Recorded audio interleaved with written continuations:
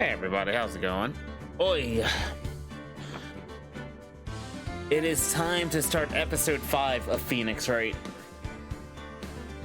Oh. Last time we ended, we basically saw Von Karma get sent to jail because he killed Edgeworth's dad, Greg. And yeah. We know that Maya left on a journey, and maybe this is her return. We'll start from the get-go, though. Let's go.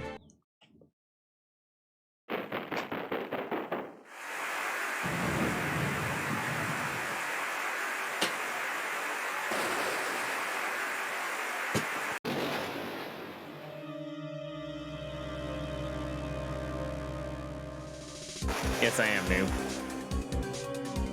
Also welcome.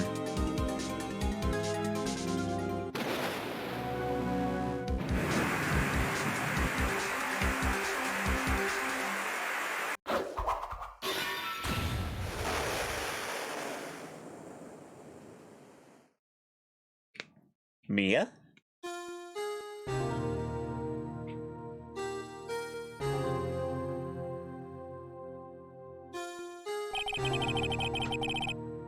It's been 2 months since Maya left the office.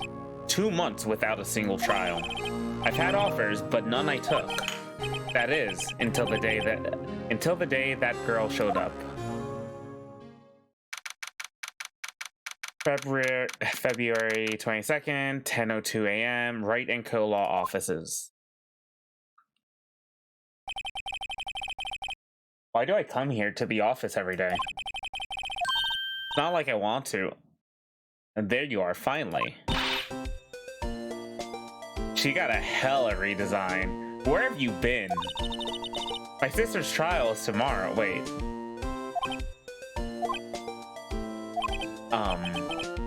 Who are you? It doesn't matter who I am. It only matters who you are. The famous defense attorney, Mia Fey. Wait, that's not Maya? Oh, you're not Mia Fey, are you?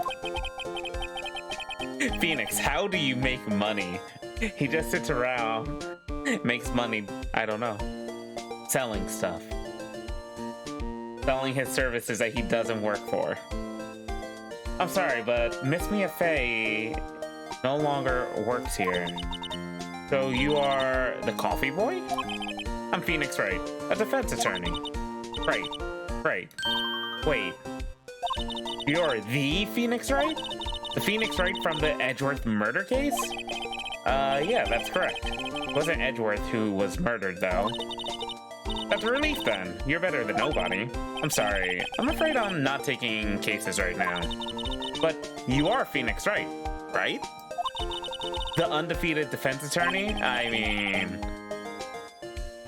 You know, completely undefeated, did not lose a trial once within my entire playthrough, you know, the best. Look, I'm not accepting any new cases. I'm sorry, but you'll have to try elsewhere. Please. I'm out of time. Phoenix, you need money. But, please, you have to help. It's my sister. Wow, okay. Two entirely different characters. Maya? Could it be? Wait, is this... Okay, I'll hear you out. Really? Thank you so much. My name's Emma Sky. I'm a scientific investigator. Scientific investigator? I'm so... Why did I think that was Maya?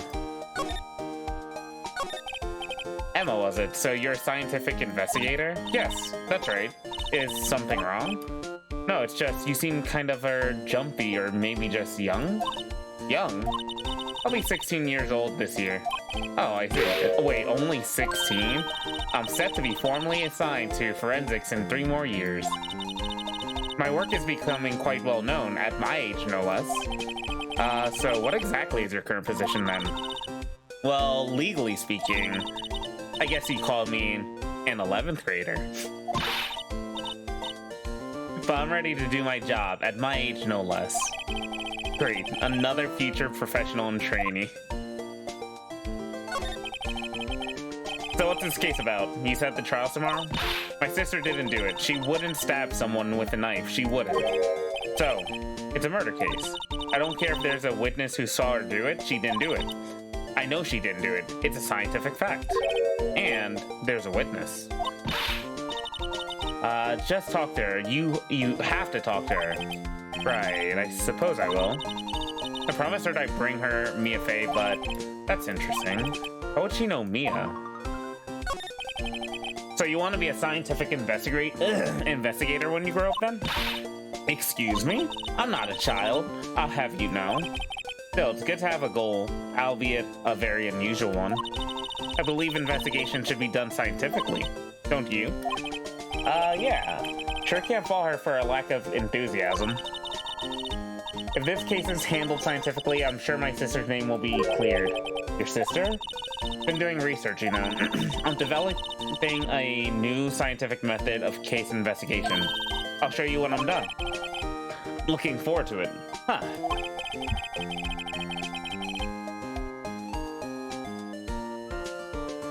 Guess I should get down to the detention center and talk to her sister, relation to Mia. My sister asked for Mia specifically. This Mia Fey person was a few years below her in school, so they went to the same school, huh? She always told me to go to Mia if I ever needed a defense attorney, and well, I need one. Incidentally, Mia is a woman. Now that you mention it, I guess it is more of a woman's name than a man's. Well, it's nice of you to help your sister out like this. You must be close. Well, actually, when she gets like she is now, I kind of hate her. Huh? But she's my only family. Your only family? What about your parents? They died in a car accident when I was little. Oh. Sorry.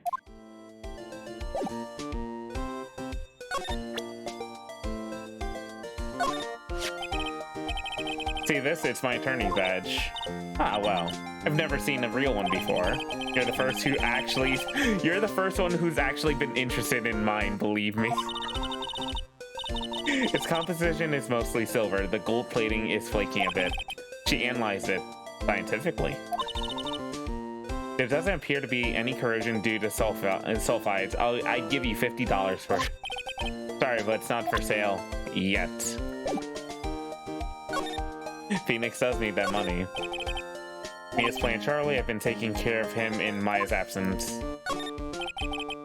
Looks like it's cleaning day again at the hotel across the way. I hear they're planning a second branch outside the city. ECATS! The bellboy was staring right at me. There's a poster of the Steel Samurai on the wall. Maya stuck it up here on the day that she left. I didn't have the heart to take it out. I do sometimes get strange look from the clients, though. Difficult-looking legal books stand in a formidable row. They mock me. I tried reading one, and it hurt my head. When I closed it, it slipped out of my hand, then my foot hurt too. Mia's desk. I sit here even less now that I've stopped taking cases. I ought to at least dust it off every once in a while.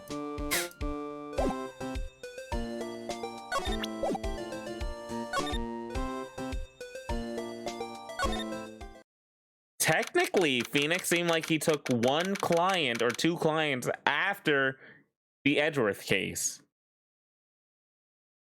I think. I can't remember what it said at the beginning, but I think. February 22nd, detention center, visitors room. Wonder what's wrong with Emma. She got quiet all of a sudden as soon as we arrived. Guard? I thought I told you I didn't want visitors. Sorry, ma'am. It's just your sister. No excuses. Or did you not want to raise us here? Understood, ma'am. What was that all about? Hi, Lana. Funny. I seem to remember specifically telling you not to come here. Perhaps my memory is failing? Look, I didn't want to come here either, okay? But your trial's tomorrow and you still don't have a defense attorney. I'll be the one in court tomorrow. This has nothing to do with you, Emma. Isn't that right, Mr. Wright? Hey, how do you know me? Mia mentioned you. I've heard quite a lot. I'm sorry, what exactly is it that you do? My name is Lana. Lana Sky. I'm chief prosecutor for this district. You're a prosecutor? Huh. Two sisters, one a lawyer. Could this be a coincidence? Emma, Lana, I mean, they're just like... Yeah, Mia, Maya. Is something wrong, Mr. Wright? There's something you should know from the start, which is the suspect in this case has confessed to the crime. Huh? Wait, but the suspect is you. Yeah, I did it. Well, Mr. Wright, well, why don't you begin by telling me exactly what happened? The crime took place yesterday, February 21st at 5:15 p.m. That's quite specific. It was in the witness's deposition. A witness clearly saw me committing the crime. That was a bit of bad luck, wasn't it? The crime took place in the underground parking lot at the prosecutor's office. The body was found in the trunk of my subordinate's car. The prosecutor's office, huh? In your subordinate's car trunk? Classy. I was arrested on the spot, caught red-handed, as it were. Well, that's just great. So, who was the victim? An investigator with the police department. I suppose the correct term is detective. A detective? Death was due to a loss of blood. He was stabbed once in the stomach. By you?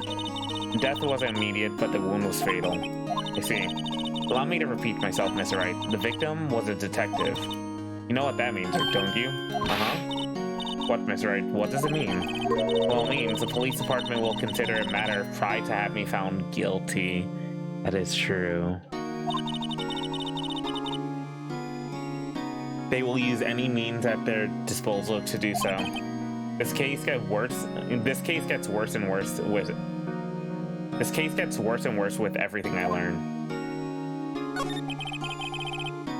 So you're the chief prosecutor? That's correct. I'm responsible for overseeing every trial handled by prosecutors in this district. Make sure the prosecutors have what they need to do the job and manage every aspect. Those are my responsibilities in a nutshell. That's an awfully large nutshell. Still, I'm a little surprised. Well, I think you'd recognize the district's chief prosecutor, Mr. Wright. In fact, it seems impossible you wouldn't. Lana, what happened to your hand? Oh, this? I cut myself by accident. When I stabbed him, that is. Huh? I'm not very good at being criminal, I suppose. Am I supposed to defend this? Good luck, Phoenix. Time to change subject. Wait. She was in the class ahead of me, wasn't she? You were in school with Mia, correct? A few years above her. Emma told you that, didn't she?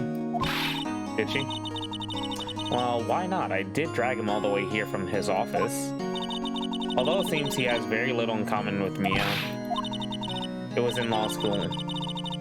I was in my 3rd year and she was auditing the class. She was different than the other students. Different? She was strong. She'd do anything to become a defense attorney. Anything. That was probably why she was attracted to me. Excuse me?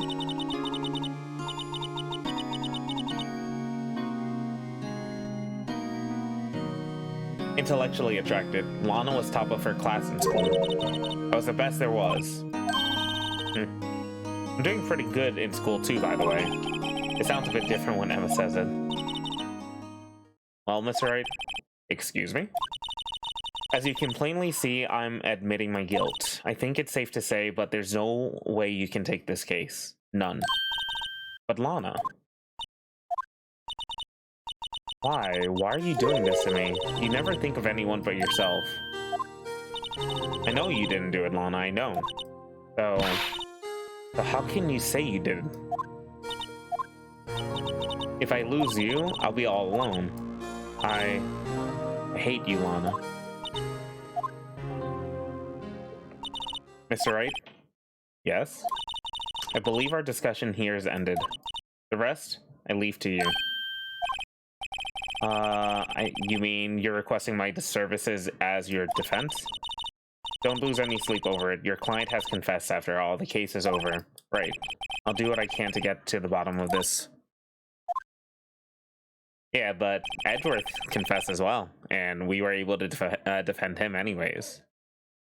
Well, I confessed to the crime, yes, but something doesn't fit. It's that look in Emma's eyes. There's something else going on here. I'm gonna find out what. I'm sorry, Mr. Wright. About what?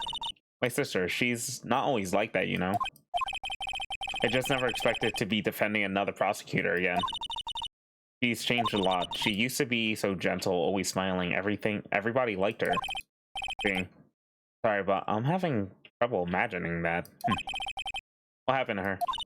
Don't know for certain myself. I think maybe she, well, maybe not. Sounds like there's something there that defies a simple scientific explanation. Let's go check out this underground parking at the prosecutor's office, shall we? All right.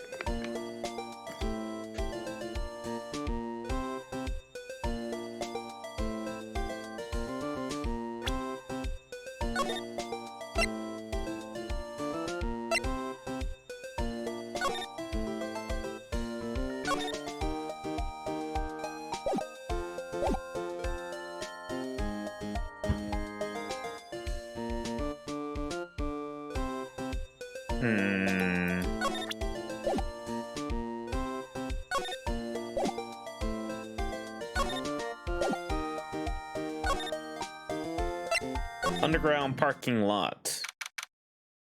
Feb 22nd, prosecutor's office, underground parking lot. So this is a lot where it all happened.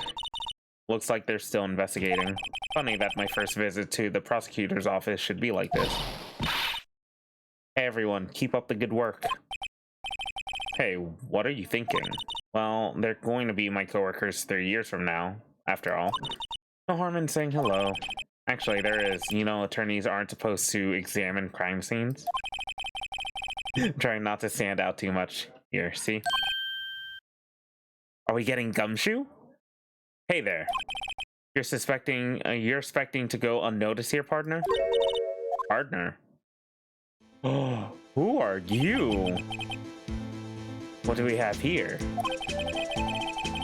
Looks like a Bambina got loose from the ranch and is up to no good. Folks gotta learn to keep them doggies tied down, partner. Mr. Marshall. What the hell? Marshall looks more like a sheriff to me. Looky here, Bambina. I know how you feel, but this is my gang's gold strike, see? Right? This is our claim, our territory, with a mother load of evidence. If you're fixing to mess with what's ours, you'll regret it, partner. You know what dreams the cacti out in the desert dream? You want to? What's this guy on about? Is he drinking? You head along home now. Happy trails, Bambina.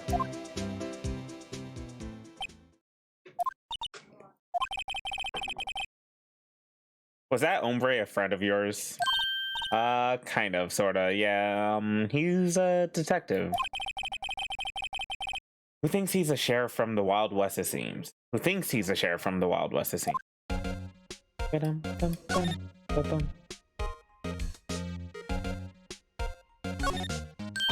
Aha, a ladder. That's a step ladder. What's the difference? In scientific terms, please. Scientific, huh? Look at the basis nature of things, Mr. Wright. This all seems so horribly familiar somehow. Here, phone. Let's see if it works. Hey, don't touch stuff we don't need to be touching. I can't hear anything. My ears. No, my ears. Maybe it's due to barometric pressure? What's she babbling about? Hey, what did you just say? See? You can hear just fine. The phone's broken. This wall's in our way. It's got a faucet for water. Wait, I know. This wall is merely a facade hiding the truth. There is no wall, but a water tank. I failed to see how it makes any difference either way. An oil drum. Looks like it's filled with water. It's heavy. I can't budge it. The drum over here is on its side. Wait, I know. I'll hide in here and do a stakeout. I think you'll probably just get arrested. In fact, you may not even have to hide in a drum to get arrested. What? I'm not suspicious. I do like her design. This is where the cars leave the lot. The arrow on the ground makes it look more like an entrance. What are you talking about? It's plainly an exit. Well, maybe it's both kind of a dual purpose? Aha, the theory of relativity. What? I've got to write this down. Ah, hey, Mr. Wright. Maybe, you know, was Mr. Relativity German, or was he British? Mr. Relativity? Are you sure that was his name?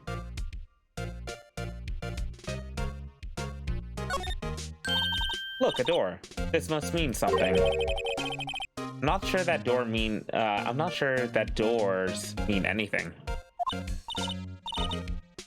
And phase 5 bops. I'm curious how it's actually gonna be overall. No, it won't open. A mysterious lock. I fail to see what's mysterious about it. Mr. Wright, you need to learn to enjoy life more. Let's finish our investigation first, shall we? What's this? A wallet? Excuse me, officer. Wait, what are you doing, Mr. Wright? What am I doing? I just found this wallet, so I'm handing it to the police. Don't believe it. This is real basic. Anything at a crime scene is evidence. Let's be scientific about this, please. Just put it in your pocket. How is that scientific? It just sounds like theft. I'm called to duty already, and I'm at my tender age. Here, I'll teach you the trick to examining evidence in detail, okay? By the way, her eyes are sparkling. I can tell she's been waiting for this. Okay, now. Look at the court record. Okay. You have to be sure to examine evidence carefully on all sides. Now let's start examining from every angle. Oh, the power of the DS.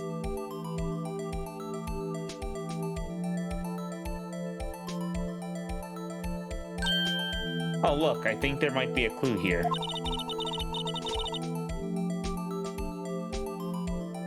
Thank you for the hydrate. 3D. You should be able to check it out with a press of enter.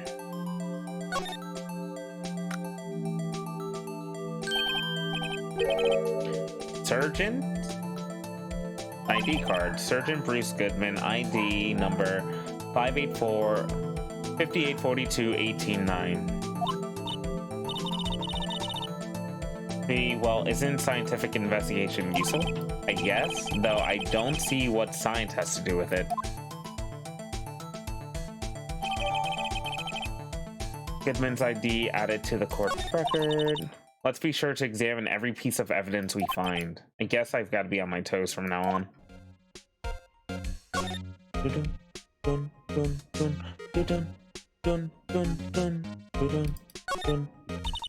Look, a stylish glass-walled room. Very nice. You can see the whole parking lot from in there. It says security. Perhaps it's a cafe? Huh?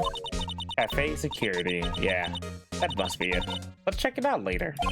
I hate to break it to you, but I think that's probably just a security guard office. Really? You know, I scored a 97 on my science test the other day. Too bad they don't have a test for common sense.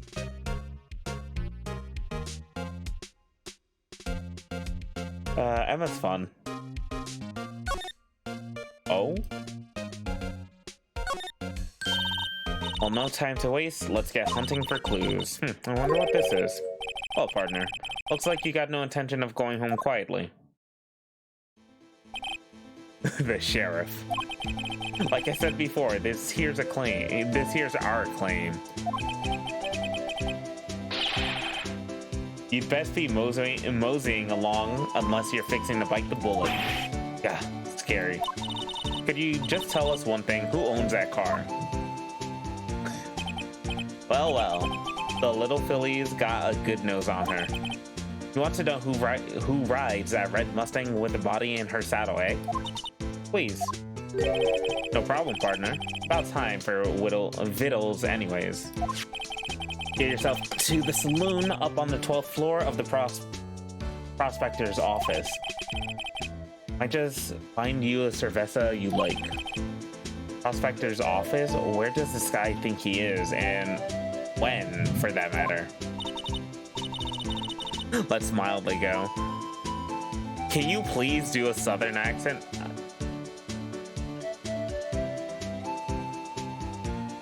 Hold on.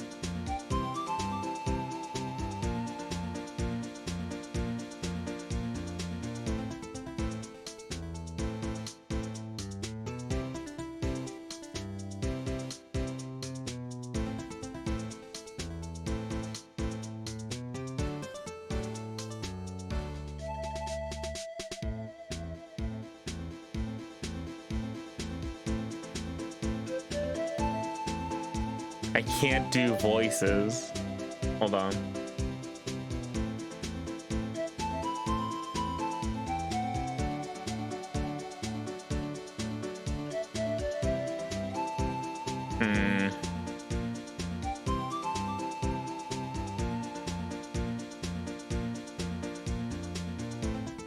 Note to self, look up Vittles Saloon Cerveza.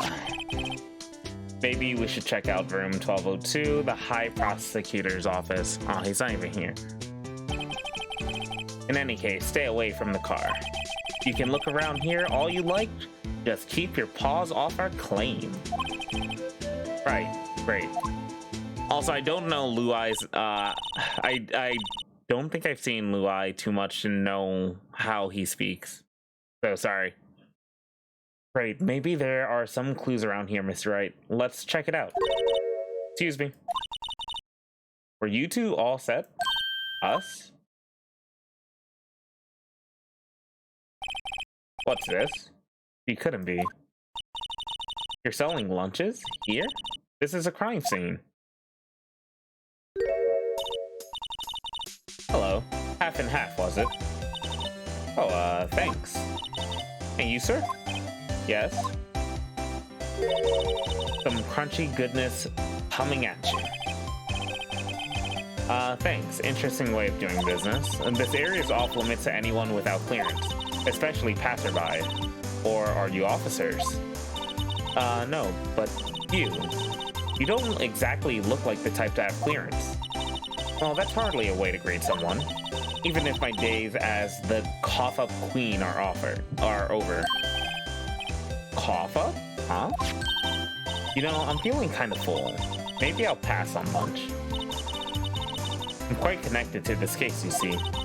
The images are burned into my eyes, you might say. Yes, all the sordid secrets. Secrets? Hear me. You're a slow one, aren't you? I'm a witness.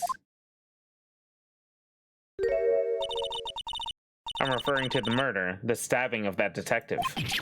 What? A witness clearly saw me committing the crime.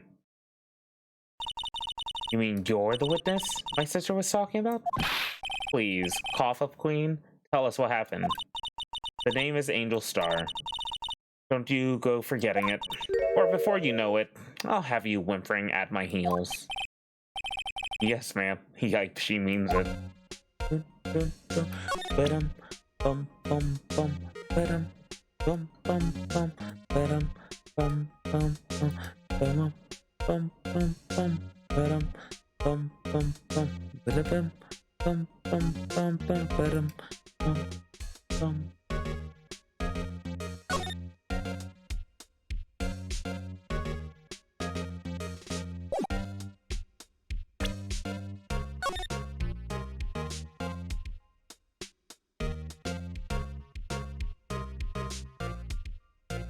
Ah. 26381.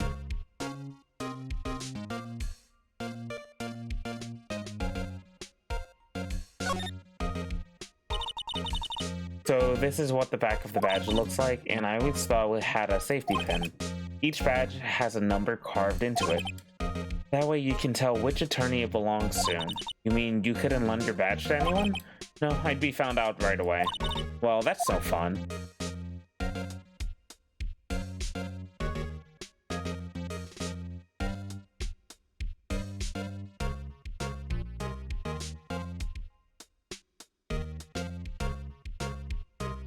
Okay, that's cool.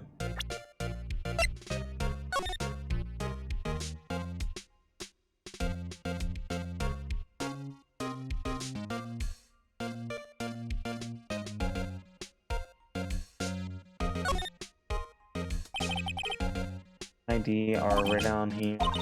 Wonder why they only use numbers for IDs. What else would they use? Letters, silly. They're the reason we have a written language in the first place. True. How the hell would people know right away when the number is in the back of the badge? Right away?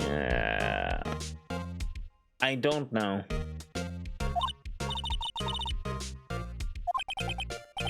Yabba dab? Well, it does have a certain ring to it. Exactly my point. It doesn't take much to amuse her.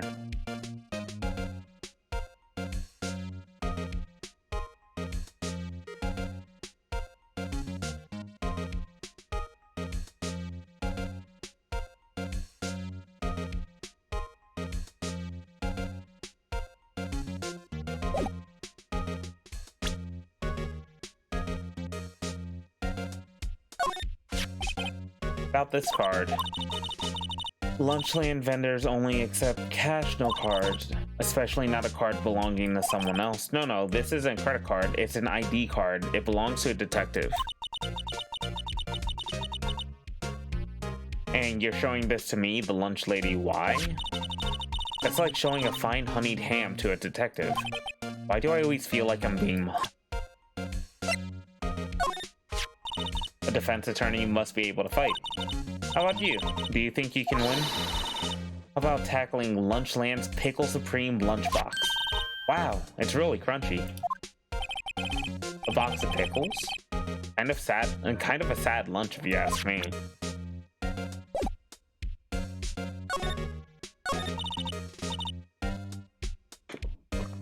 Phoenix does like to overestimate his badge. Somehow I knew. Yesterday was a day of destiny. I knew something was going to happen. Just like I know that the daily special on Friday every week is salmon. Destiny was yesterday's special for some reason? You're a defense attorney, right? You should know then. You should know the foul misdeeds of the evil ones who haunt this den of inequity. Evil ones? Prosecutors. They have no qualms at all about blackening the name of innocence. And yesterday they paid homage to the most evil one of all. They gave an award for King of Prosecutors. What a farce. So she's saying there was some sort of prosecutors convention yesterday. I was almost compelled to lace her lunches with something foul. Do you have a personal grievance against prosecutors or something? Or is there some kind of scientific evidence of this, evil? Young miss, mock me at your own risk. You'll soon find out why they call me the queen, the cough-up queen. Ill. The most heinous of all the evil ones, the one they awarded yesterday. It was in his car that they found the body. Proof that he devours the evilest lunches of all. Really? Really? What? I'm totally confused. Yeah, I'm with you, Phoenix. One thing's clear, this lunch lady has a thing against prosecutors.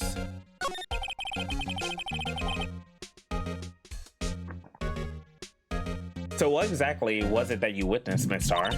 It was a fascinating spectacle, to be sure.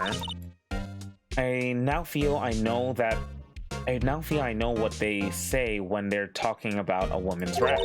To see Lana Skye wield that knife so... Her knife flashed in anger, bring him to a sad end. It was truly a sight to see. You mean you saw the very moment of the crime? The sound of his silvery ties to this world being cruelly cut still rings in my ears. And the rhythmic beat of Lana Skye's knife. Wait a second, you know Llama Sky? Of course. It's quite a feat becoming chief prosecutor. How many lunchboxes of sin did she pack to make that journey, I wonder? She always travels light. Now, why would this pretty little lunch lady know the chief prosecutor's name? Dun, dun, dun, dun, dun. Can we ask you a bit about yourself, Miss Star? I come here every day to sell lunches. I import only the freshest and best from the Far East. For some reason, the box lunches here are a hit. Why not make the lunches here rather than import them? Did you say something? No.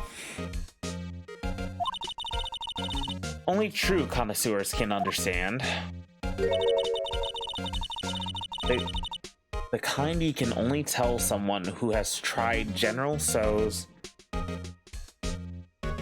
Trilobite lunch set. Ah, never mind. You win. I don't even want to appreciate part of the Trilobite's flavor. Anyway, I come here every day to sell lunches. My boyfriend works in the security room here at the prosecutor's office. Your boyfriend? See the security room over there? The glass wall booth? I sell my lunches, and since I'm here anyway, I drop in to see him. Since you're here anyways, I guess selling lunches is more important than romance. So, to scientifically analyze the data available so far, you, Miss Star, are a lunch vendor with an ulterior motive for coming here. Useful analysis. Not. Did you have a bad experience with the prosecutor, Miss Star? It sensed some hostility. Hostility? Huh, perhaps. Prosecutors are all alike, and the bigger they get, the worse they smell. Kind of like 10-day-old clams in the chowder. Wonder if Miss Star was involved in some sort of legal trouble in the past. That'd be sure cause of food poisoning, scientifically speaking, of course. I mean, now you're talking, cough up queen. I thought she was just a lunch vendor, but now I'm not so sure.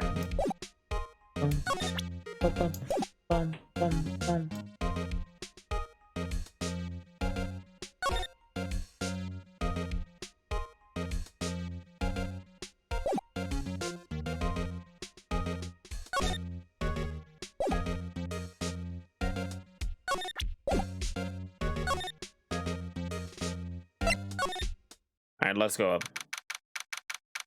Feb 22nd, High Prosecutor's Office, room 1202. Is this Edgeworth's outfit? This is the kind of room that just screams, I can do the job. Quite a change from your office, really. Thanks. Look, there's a trophy here or something. A trophy? What? That shield? It takes real nerve to display stuff like this. Whoever's office this is, they must be a real stuck-up jerk. Phoenix, right? You never tire of prying into others' business, do you? That voice. Is it Edgeworth? Our boy! Let's go! Long time no see, Edgeworth. Ah, Mr. Edgeworth. You know him from somewhere? Of course, I'm his biggest fan. My sister introduced us once and... Right, her sister is the chief prosecutor after all. Well, what brings you here? I'll warn you, I've been known to be a real stuck-up jerk. No, did I, no, not at all. It was just Mr. Wright here. He... Yo, don't blame me right now. We're just here to investigate a murder case. Murder? The body was found in this nasty bright red sports car in the parking lot. That would be my car. What of it? What? Your car? I'll say one thing, she certainly can scream.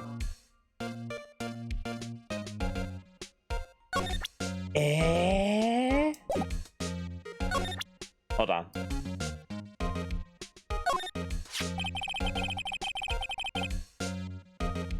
I once dreamed of being a defense attorney a long time ago. What? You wanted to be a defense attorney, Mr. Edgeworth? Yet, my path is laid out clearly before me. I have no time to reflect on what might have been. Hey, Edgeworth, I was wondering about this. Mr. Wright. Huh? What? Are you sure you should be showing that to Mr. Edgeworth? Oh, he'll take it for sure, won't he? I wish I could be on the same side as Mr. Edgeworth, but then my sister would be found guilty. If she sighs any deeper, I'm gonna start getting depressed.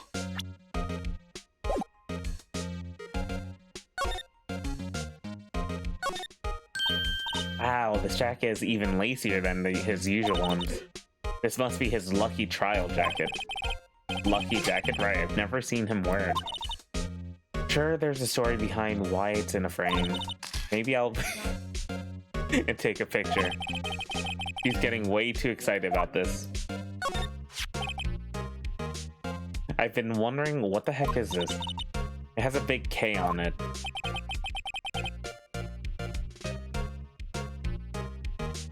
Mumble of prosecutors. Oh, it's the king of prosecutors. He's the king now. What's that? It's the king of prosecutors trophy. King? The great honor they send that shield to the best prosecutor each year. What, so? So that K stands for king? Yeah, got a problem with that? I didn't design the thing. King of prosecutors, kind of like employee of the month, only better.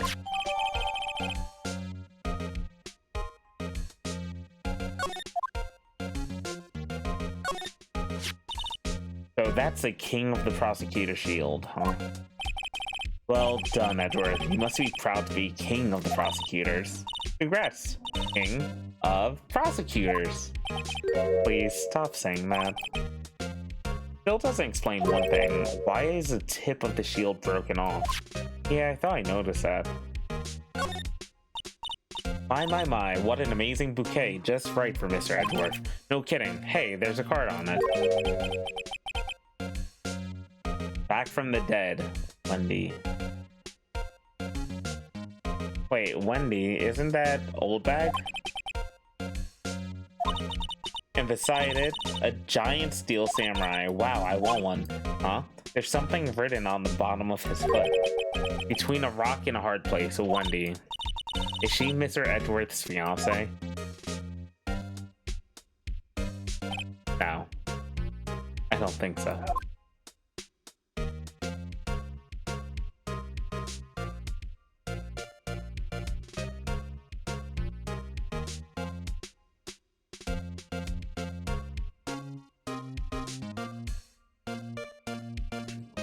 Okay.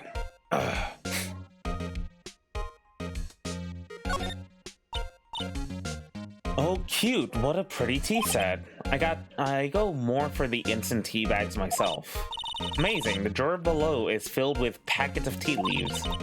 They're all sorted by place of origin and flavor. Look at this royal blend. What an exquisitely splendid concoction. There's such a thing as taking a hobby too far. Whoa, are all of these case files? They're stacked up to the ceiling. There's even a ladder. Odd. I thought Edgeworth wasn't good with heights. He must have someone get them for him. Oh, Gumshoe. Strange, why did I just picture Gumshoe? He must study for these case reports so closely. He's so cool. You wouldn't say that if you saw him sweating bullets up on that ladder. Hey, a chessboard. Not too up on my chest, but it looks like blue's in a tight spot there. The red knights have surrounded the blue pawn, huh? Those horses are mounted knights. Their swords have really sharp edges, and check out that poor pawn. His head is kind of spiky, kind of reminds me of you. Mr. Edgeworth must be an avid chess player. What's wrong, Mr. Wright? Edges. Surrounded a pawn with spiky hair.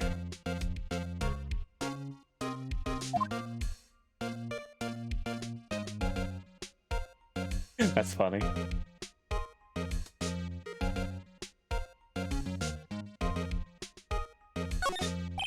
A work desk. It's quite tidy as one might expect. What a nice desk. It's easy on the eyes. It's easy to use and easy on the eyes. It's polished so well I can see my own reflection. Strange. Why did I just picture Detective Gumshoe again? I don't know. Maybe I'll take that name plaque as a souvenir. Don't. I'll sue you.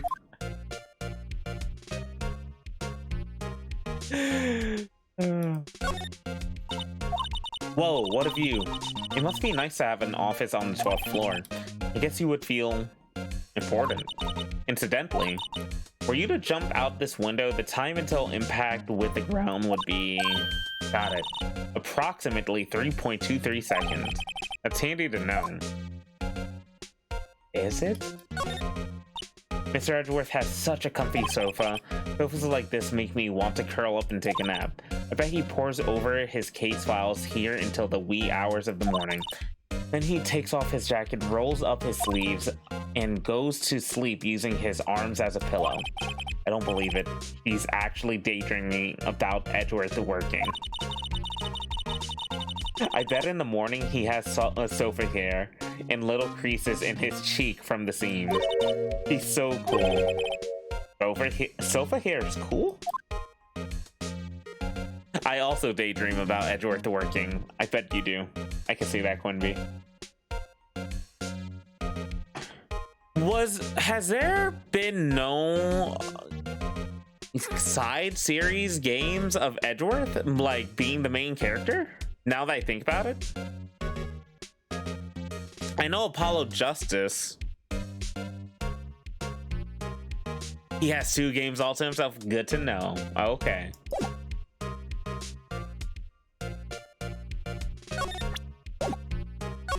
Oh wait, hold on. So basically, this says you were the best of the best last year, huh? You can take that foolish grin elsewhere, right?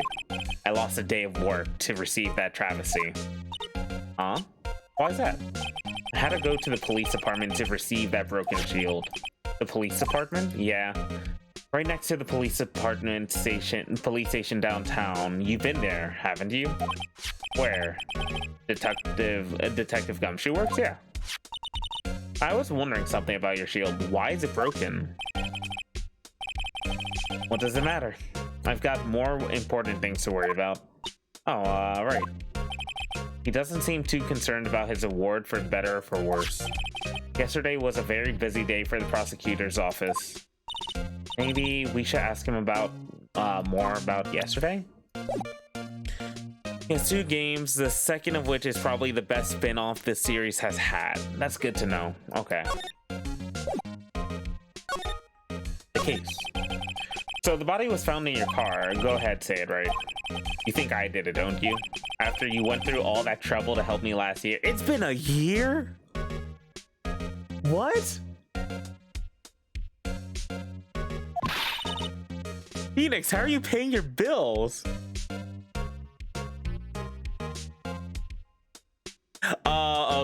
Okay. No, we don't think you did it. I mean, it was my sister who stabbed him. Wait, no, she didn't do that. I mean, no. I take it back. Wait, so you're the chief prosecutor's little sister then? Yes, sir. Emma Sky. It's nice to meet you again. Now, that didn't sound forced at all. Now I remembered. You've really grown. I'll admit it was a surprise for me too.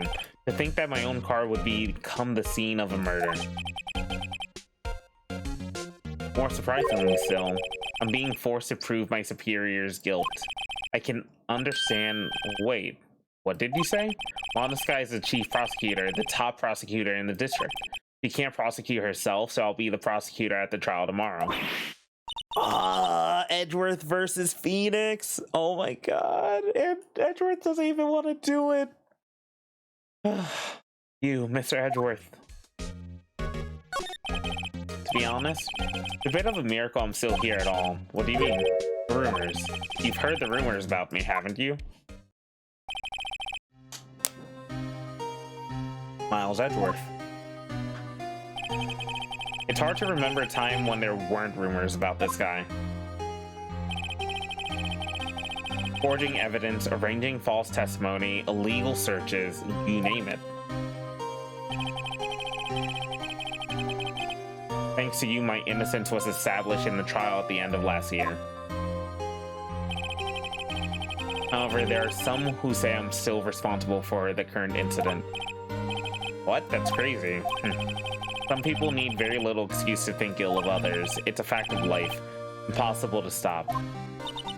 But some of them even go as far to present me with toys like this. They think it's funny. Toys? That bronze shield?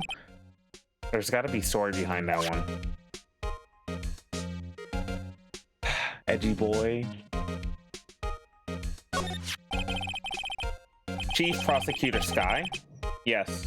We first worked together on a case 2 years ago. It was my first big case. That's right, I remember. 2 years ago, I wasn't even a lawyer yet. Since then, I always felt that she was looking out for me. It appears I was mistaken. Mistaken? Why? I mean, I know she's not the warmest person, but sure she felt some responsibility for you. Then why? Why did she stab someone in the trunk of my car? Not only that, she stabbed him with my knife. What? Mr. Edgeworth, your knife was the murder weapon? Dude, why are they pitting it on Edgeworth all the time? It's not fair. To be specific, it was a knife I keep in the toolbox in the trunk of my car. Edgeworth? What? Are you sure you didn't do it? Come on, can't you take a joke? You have a strange sense of humor, Mr. Wright. Edgeworth has the misfortune of being a main character. True. Could you tell me more about yesterday, the day of the murder? Yesterday was the annual cleaning day at the prosecutor's office. Cleaning day? Working with the police department, we sort and file all evidence for solved cases. We call it evidence transfer. Wiping your hands of old cases, in other words. Oh, and another thing. The ceremony was held at the police department.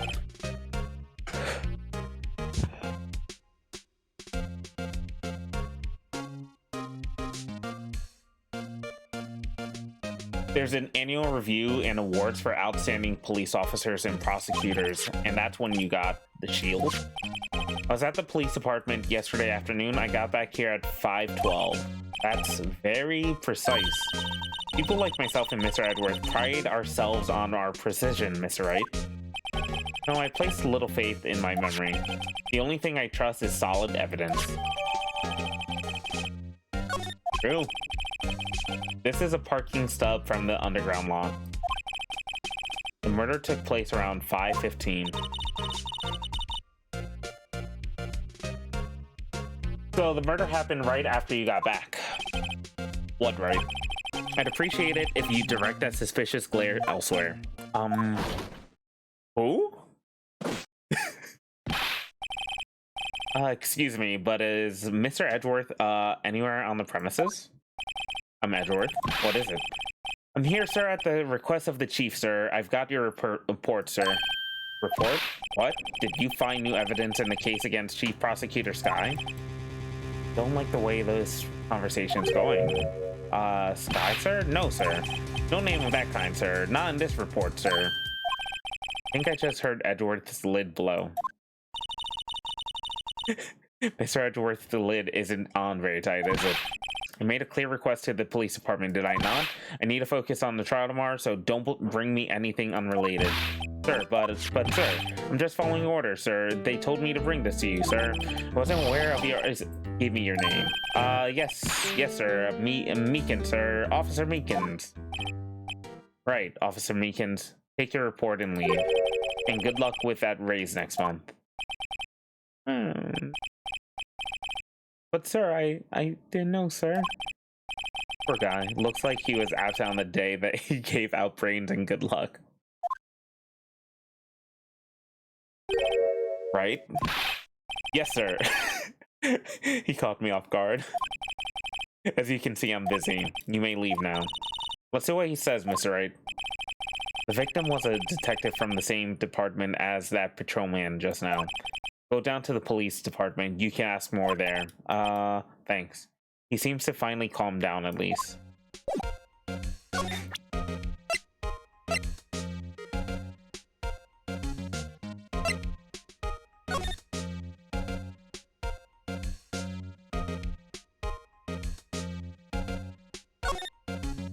The power of 3D. Hey, check it out. There's a metal plate here. Looks like the names of all the previous recipients are engraved on here. Wow, one guy's listed a bunch of times. Von Karma. I guess he must be a foreigner. Yeah, that's probably it. Well, wherever he's from, he must have been an amazing prosecutor. I'd like to meet this Mr. Von Karma sometime. Emma, he's in jail now. We won't see him for quite a while. When she says it, his name does have kind of ring to it.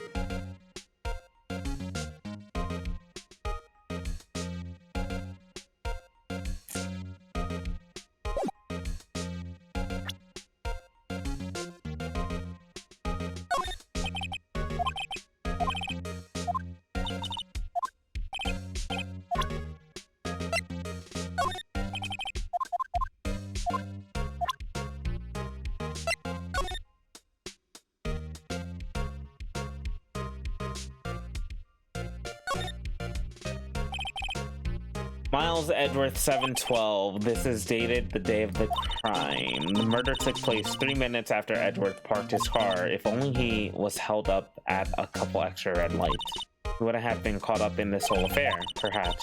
This goes to show you never know what'll happen when you run a yellow light.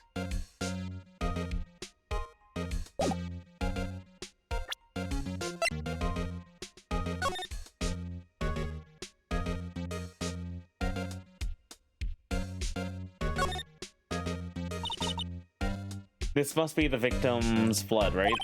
Either that or Edgeworth cut himself peeling an apple. What's Edgeworth doing with a knife like this anyways? Hey, maybe he spent his weekends roughing it in the wild. Edgeworth? In the wild? I think my fruit peeling theory is more likely. Are you kidding? I always pictured him as an outdoorsman. Now that's a scary thought.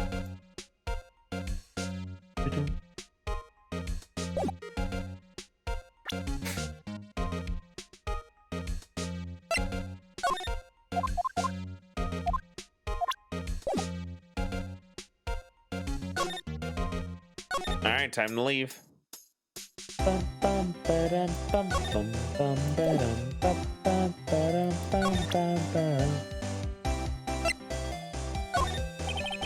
You take a look at this? Yes. You say you wanted some hot tea, right? No, she didn't even look at me. You must have to brew the leaves a long time to get a rich flavor like this. We pre-infuse the leaves with steam before brewing. I knew it. So there's a secret to their aroma. Exquisite.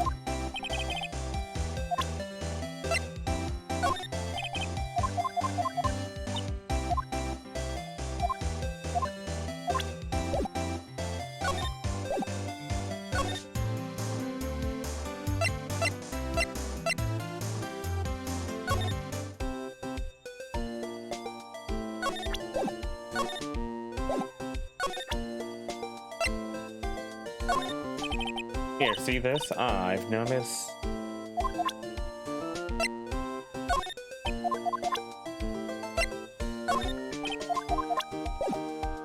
Alright, Emma, sure.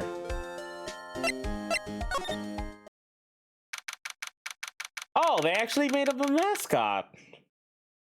February 22nd, police department entrance. Phew, we're finally here. Why would they put the police department so far away from the prosecutor's office? Beats me, that took almost 30 minutes by taxi, and traffic wasn't even that bad. The police department, huh? I've only ever been to the criminal affairs next door, Hold on, what's that?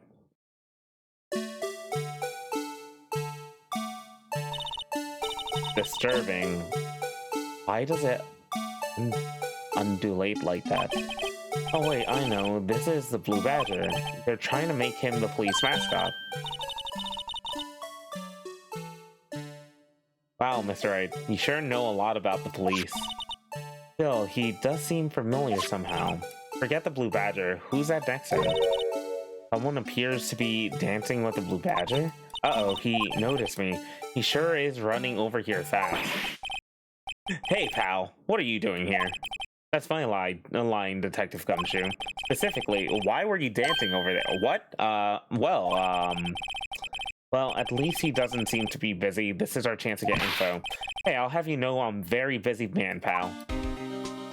I love Gumshoe's theme. Trial when, eventually. I love the jingle so much. It haunts my waking dreams.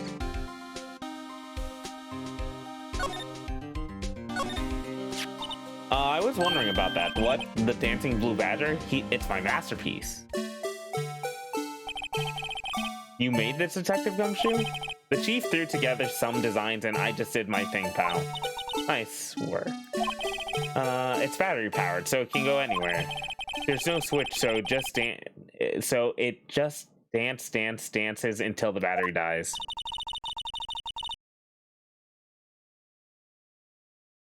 Are you okay, noob? Poor Blue Badger, fated to dance until he drops. The usual Wanna posters are hanging up on the bulletin board here. Do you know the face? If you do you know this face? If you do, dial 911. You know, Mr. Wright, I've always thought it was kind of funny. I've never seen anyone who looked like the people in these posters. They hardly even look human. You have a point. A work of art, absolutely. Our boy Gumshoe made it. I always get excited when coming to the police station. Why is that?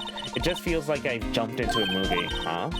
You know, with all the police and criminals? Well, I don't know if it's that exciting. Sure it is. Look at those two officers over there. They're probably talking about the latest bus. Funny, I thought they were just talking about the weather. Look, that patrolman is saluting the other guy. He must be a detective. And then I said, hey, you do that, your soup will get cold, buddy. That's hilarious, sir. I laughed so hard I cried. I guess he wasn't saluting, he was wiping tears from his eyes. They make a good pair. Detectives in there look pretty busy. Just imagine, right now, behind those doors, a police drama in action. Somehow, the thought fails to excite me. She really does have, like, Maya's energy. Mr. Wright, do you know why patrol cars are painted black and white? No idea, why? Well, I think they're designed after a panda. A panda? Not that I have scientific proof, it's just a theory. A game theory. Thanks for watching. Do you mind me asking how you came up with that theory? It was when I was on a school trip, I saw a patrol car and it came to me. We had just been at the zoo, see? What about zebras, or did they not have those at your zoo?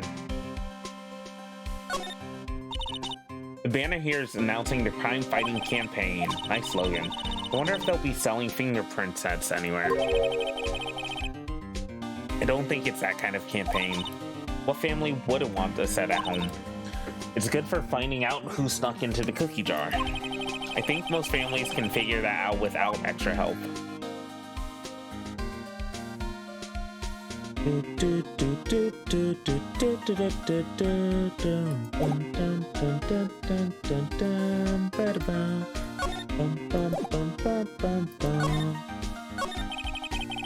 I'll give you one word of advice, pal.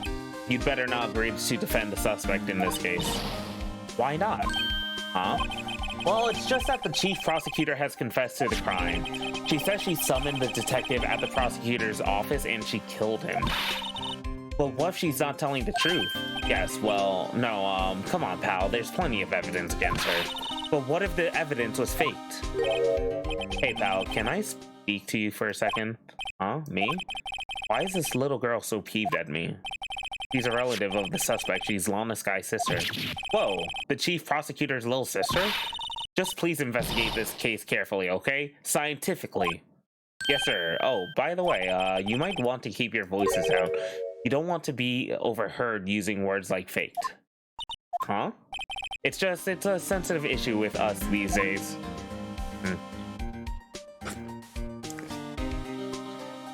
Work of art.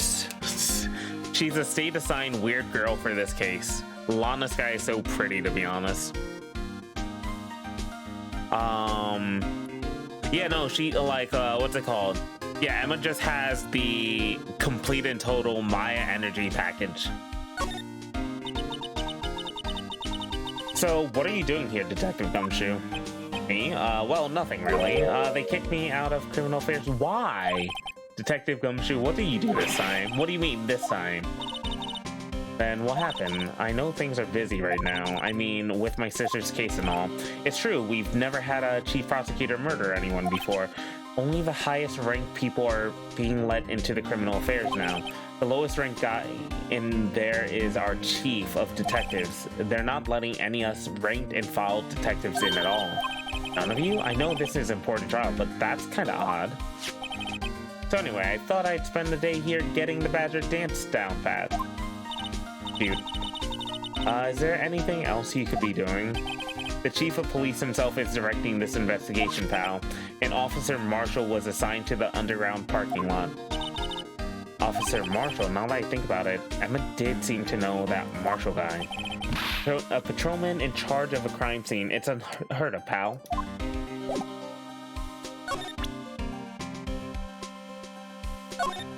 She's Maya, but science type. Yeah, I can see that. Like, when the chapter started, I thought Maya just got a complete redesign. Detective, here's my attorney's badge. You show me this every week, every time we meet, pal. Real men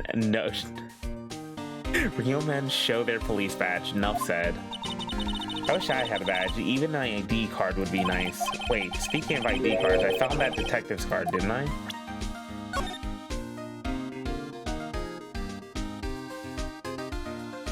Dun, dun, dun, dun, dun. A science medium, exactly. Detective Gumshoe, what can you tell me about this, huh?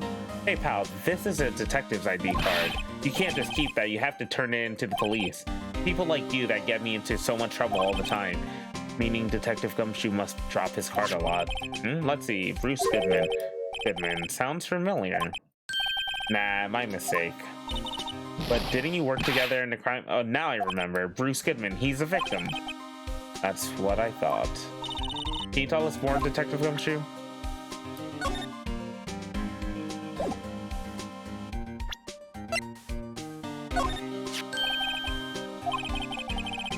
Hey, that's it. That's the King of Prosecutors award that Mr. Edgeworth got yesterday. Were you at the award ceremony, Detective Gumshoe? Of course, pal. I got an award for diligence myself. Ah, congrats. I was wondering, why is there an award? Why is the award a shield and why is it broken? Oh, there's a reason. I'll tell you what it is later. Apparently he forgot. But I was proud of Mr. Edgeworth for winning that award.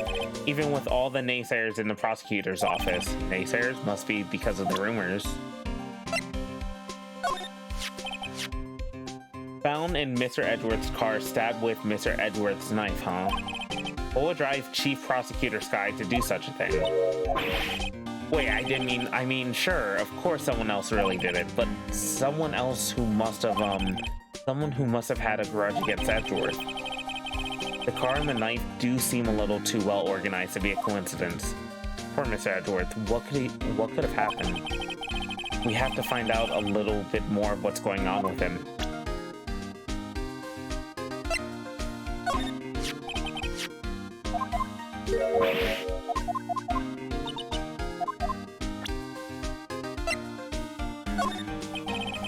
As a detective, I have to keep my mouth shut on that one. I know better than to go blabbing on about things I don't know about.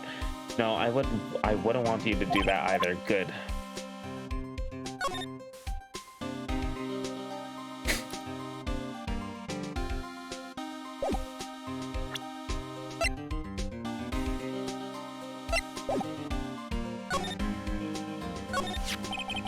So this ID card belonged to the victim? He was a detective like myself. Detective Bruce Goodman. Don't you think it's strange? I mean, why would the victim's ID card be lying on the ground where we found it? Well, Detective Goodman should have been at the police department yesterday. There was an evidence transfer for a case he handled 2 years ago. Evidence transfer? Mr. Edgeworth mentioned that too, but Detective Goodman was killed at the prosecutor's office. Well, that's the thing, it's hard to say this, but word is that Chief Prosecutor Sky called him out there to the parking lot, and Lana's confessing as much. He's in a tough spot again. Again?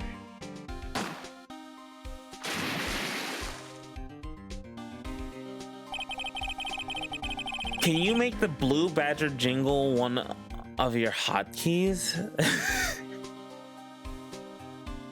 Maybe. We'll see, Quinby. Well, it all started with the murder of that defense attorney, Hammond. But Mr. Edgeworth was found innocent. Listen, pal, there's always been rumors about Edgeworth. Forging evidence, making deals with witnesses, nothing outright, but there were always rumors.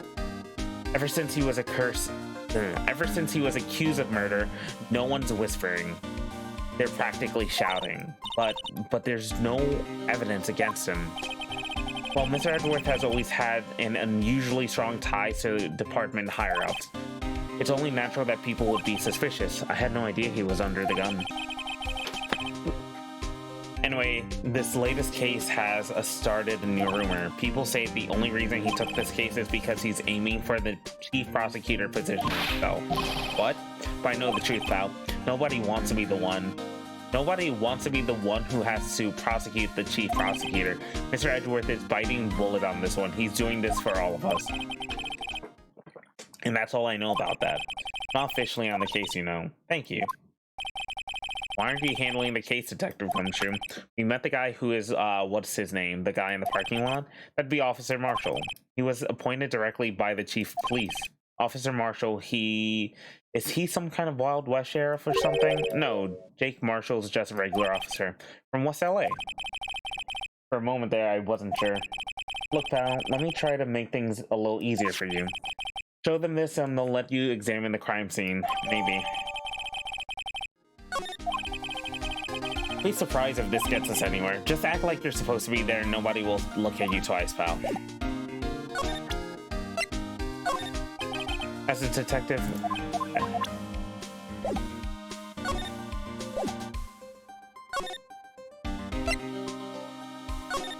Oh, thank you, Gumshoe.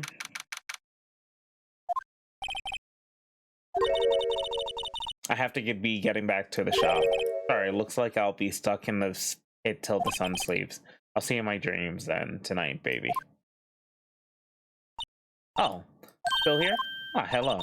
Why the surprise look? Didn't I mention I've got a boyfriend in criminal affairs too? Oh my god. What happened to security guard? Hey, what's wrong, Bambina? You're looking like a doggy that's lost its herd. Jake Marshall. Strange guy to put in charge of a crime scene.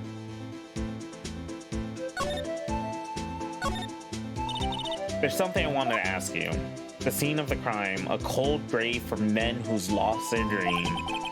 And me, I watch over them as they sleep, dreaming of the desert's harsh judgment. He's asleep. Well, should we show this hopeless case something to catch his interest?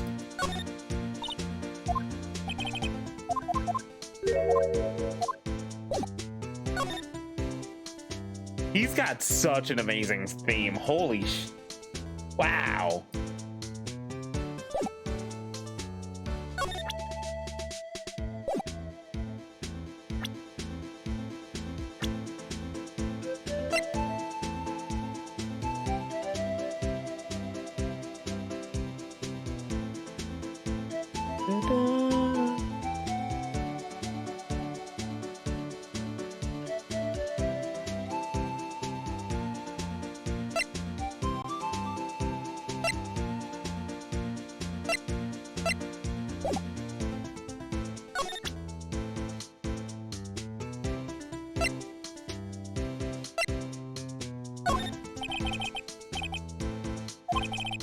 Well, partner, if you're fixing to draw on me, you best be ready for a shootout.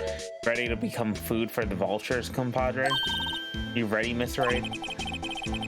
Somehow I don't think he's going to help. Alright, fine.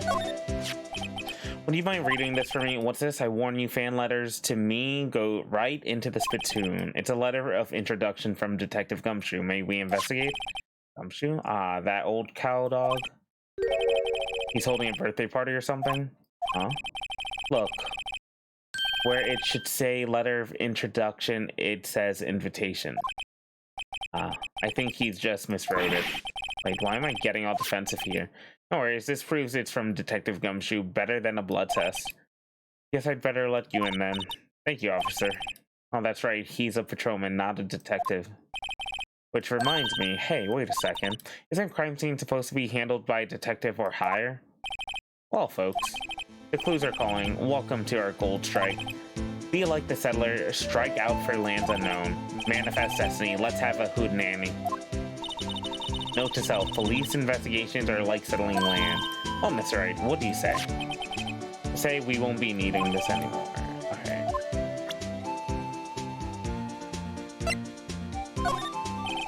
Alright, compadre, count to 3.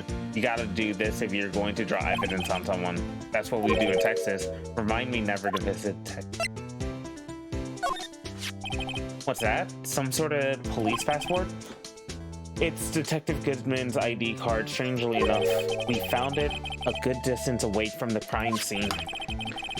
Good distance in this rat hole. If you want distance, get yourself to Texas. Texas?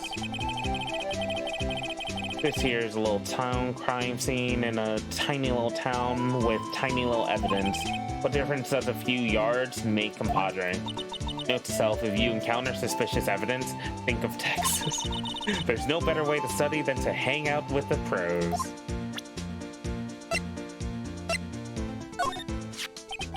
I see your badge. Looks pretty round. Our badge is star, a lone star, shining in the nighttime sky. A beam of light illuminating evildoers who come in the dark of night. Note to self, evildoers are weak against starlight. Hey, that's a sheriff's badge. Toy shield suits the boy well. What exactly could you shield with that? A toy knife, maybe? Officer Marshall, don't you have anything good to say about Detective Edgeworth? Or Mr. Edgeworth? You don't like him, right? We get the point. You know, when I was a detective, I got one of these. Let me guess. Did it have a K for King of Detectives? Hey, they could use the same shield over and over. Note to self, the prosecutor's office and criminal affairs are surprisingly cheap. You know it. They've gotten cheaper with every passing year, I tell you.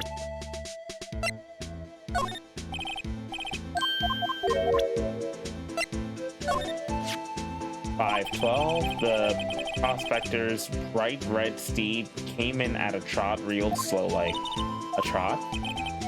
My Madonna tells me the crime occurred 3 minutes later, so it seems the chief prospector was lying in wait.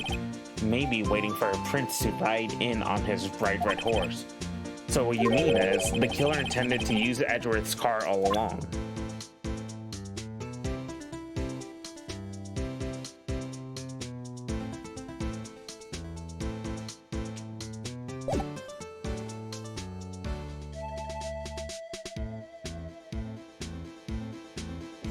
Oh yeah.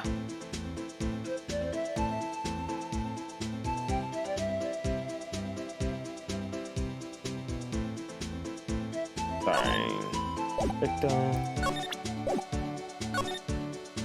Victim. Officer Marshall, could you tell us more about the victim? Goodman always die young, remember that, partner.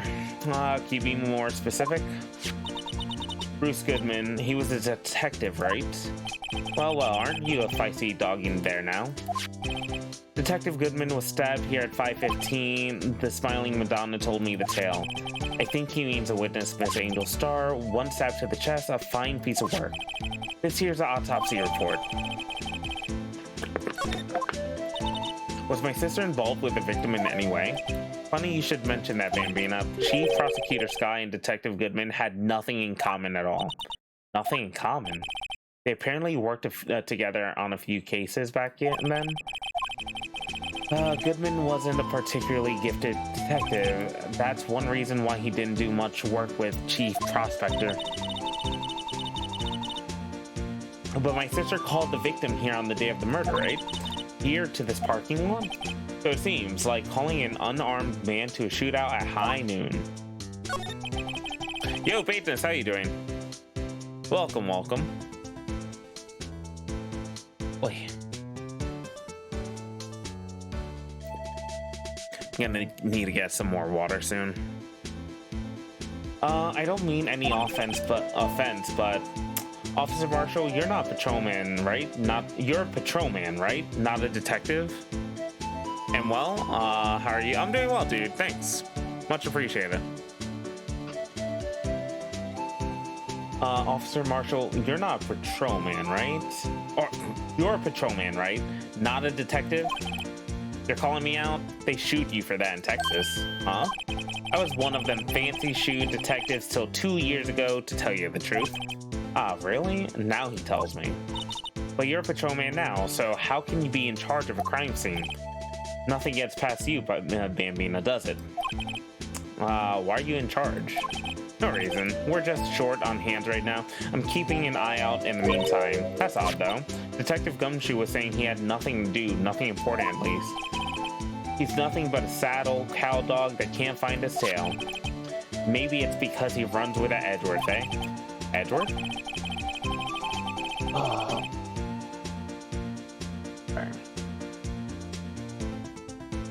That cow dog's been kicked out of this cattle run by order of the chief of police. Just he doesn't realize it yet. Detective Gumshoe kicked out of the investigation? That'd be messed up.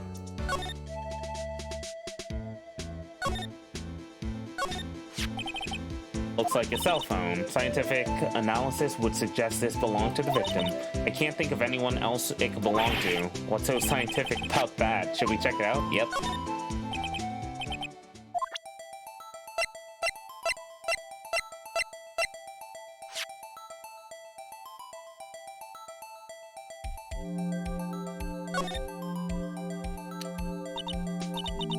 This phone's still on the redial screen. Redial? That's right. Most phones keep a record of all the calls you've made and received. Ooh, it's 3D. Gumshoe said he was from West LA. True. Oh, he's even from Texas. Wait, yeah. Do not wear these frills unless you are at a show. Frills? And yes, flip phone. You just press the blue button to display the last number you called. Convenient, isn't it? I'm surprised you didn't know about it. Sorry to disappoint you, but even I know about things like redial. Huh? Oh, I'm sorry. It's just, you never know with people from your generation. Whatever. Let's just check it out.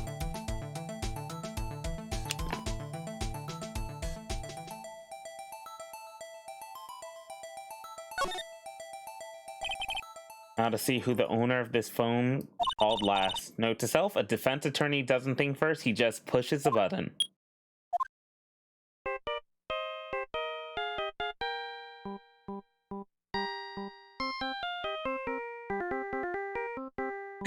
I see. I see, Quinby.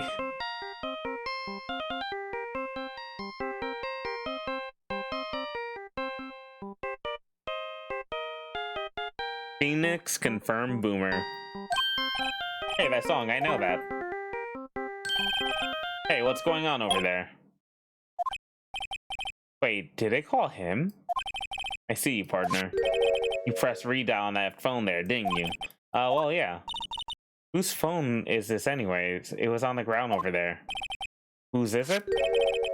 That belongs to Chief Prospector Sky. Really? She apparently dropped it when she was taken into custody right after the crime. Look, the last call was made right when the murder occurred. Looks like she was fixing to call someone, except she only spoke for a few seconds according to this. Who did she call? No idea. Sorry, partner. I got a question for you, partner. I heard a phone ring just now. One of those newfangled ringtones. Oh, that, I'm sorry, that was my phone. What? Your phone? Yeah, it's kind of strange, but someone called me right as we picked up the other phone, a wrong number. I hope you're not lying. They shoot you for that in Texas, partner. Uh-oh, I've incited the wrath of the Lone Star Patrolman. Oh, the frills on him. Okay.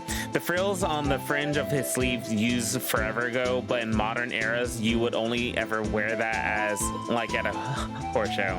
Nokia ass, Phoenix, please. Insert cat jamming out me.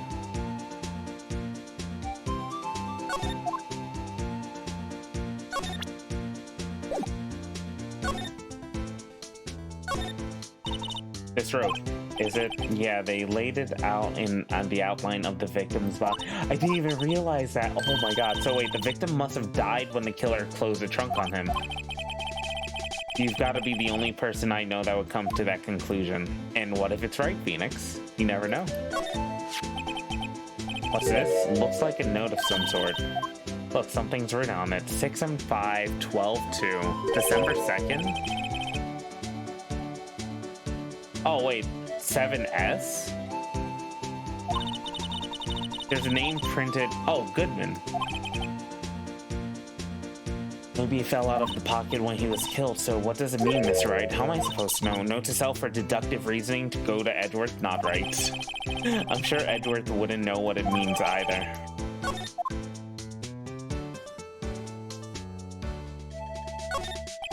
This appears to be where the car where the body was found. Looks like the lock on the trunk is busted. The crime took place in the underground parking lot at the prosecutor's office. The body was found in the trunk of my subordinate's car. Quite a luxury car. It just screams, I have money to burn. Yes, you do, Edgeworth. Yeah, prosecutors get the big bucks. B block is through there. That's where visitors park. I can see the Lunchland car over there, far in the distance. Hey, you're right. I like the cute design on the door. I can see a cartoon cow munching down on a juicy-looking steak. Doesn't that strike you as a little creepy? Just don't think about it too deeply, and you'll be fine.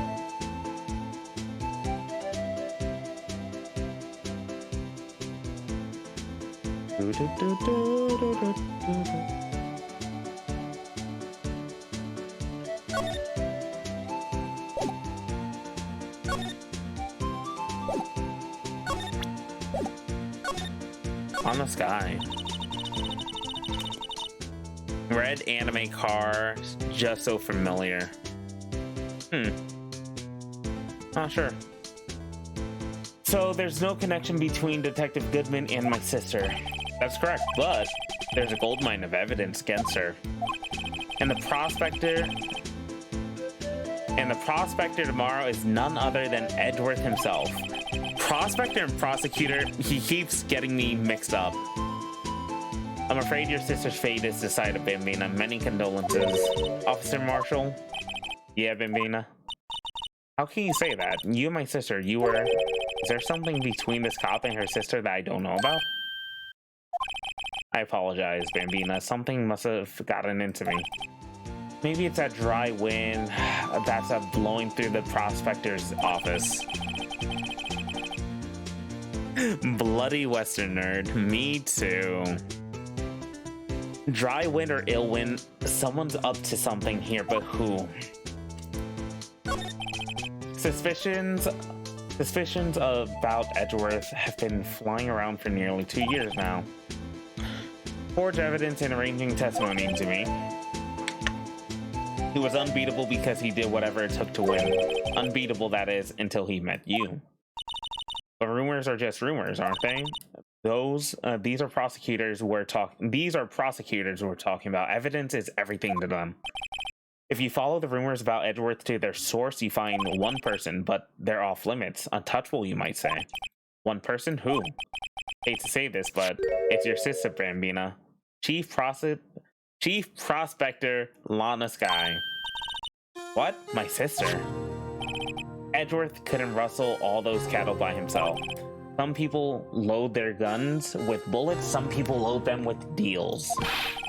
But what you're saying, You're saying Edgeworth was making deals to win trials? Where there's gunshots, there's bound to be bullets. That's what old-timers say. There's a big old secret hidden around here somewhere. Everyone knows it. Is that why Detective Gumshoe was taken off the case? Did they target him because he was closest to Edgeworth? So, well, what are we doing, Mr. Wright? I guess we've got some clues. We got an autopsy report, a note from the victim, and a cell phone. So, think we'll be okay? Well, the only thing still bothering me is that Lana is confessing to the crime. She says she did it. No problem. I can guarantee that she's not the criminal. By the way, Emma. Yes, I know that song your phone plays when it rings. What? It's a Steel Samurai theme song, isn't it? That popular TV show for kids? That phone that rang earlier wasn't mine. It was yours. She tried to call her. Interesting. At 5:18, just after the murder took place, your sister called you, didn't she, Emma? I'm sorry. Can you talk to me about what you talked about? She hung up right away, I see. A detective is murdered, and the suspect is a top prosecutor in the district. I've got a bad feeling about this. Like, maybe I still don't know everything that went on here. Oh, we're finally at the trial. All right. Give me a moment. I'm going to be right back and get some water.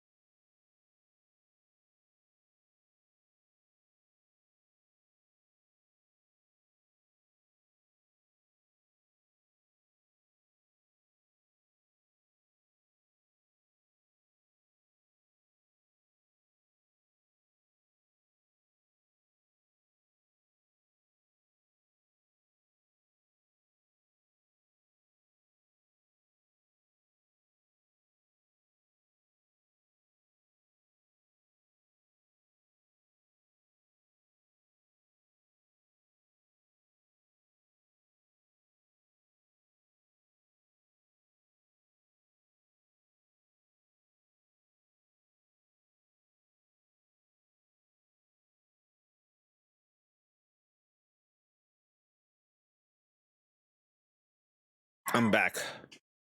All right.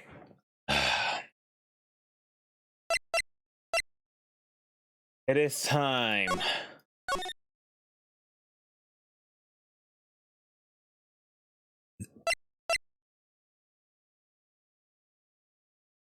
Okay, we can talk about all the things we can't backseat. Andy can't possibly read what we wrote when he gets back.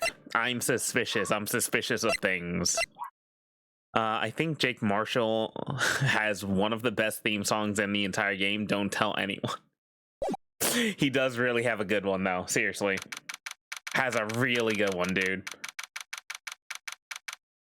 February 23rd, 9:34. Okay, it's the 27th. 9:34 a.m. District Court Defendant Lobby number 2. How did the investigation go yesterday, Miss Wright? Frankly, there are still a lot of gray areas. Or rather, the whole thing is one big gray area. Don't worry about me, no matter what the outcome. I'm ready to accept my fate. I believe in you, sis. Miss Wright, let me offer you one word of advice. Yes? A defense attorney should never believe that their client. The defendant is called to trial because they are suspected of wrongdoing. Never forget that. Miss Sky, you remind me a lot of Mia, but there's one decisive difference between you and her, and that is you're not a defense attorney. I believe it's almost time for the trial. Good luck, Mr. Wright.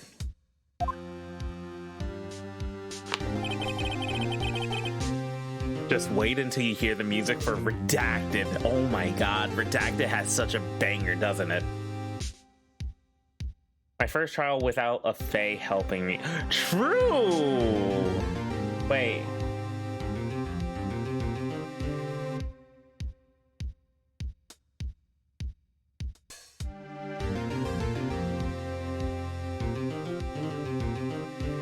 Did Maya help at all inside the second trial?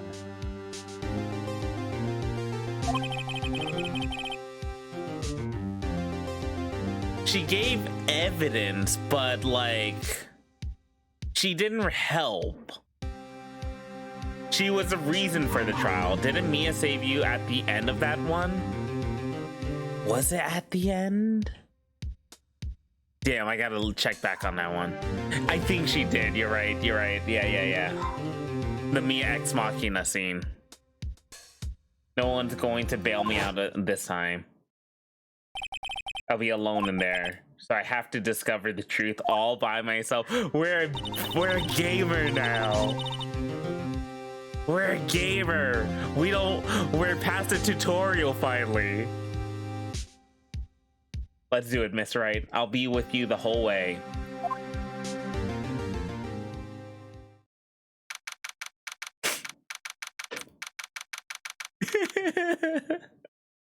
Shut up. February 23rd, 10 a.m. District Court, courtroom number 9.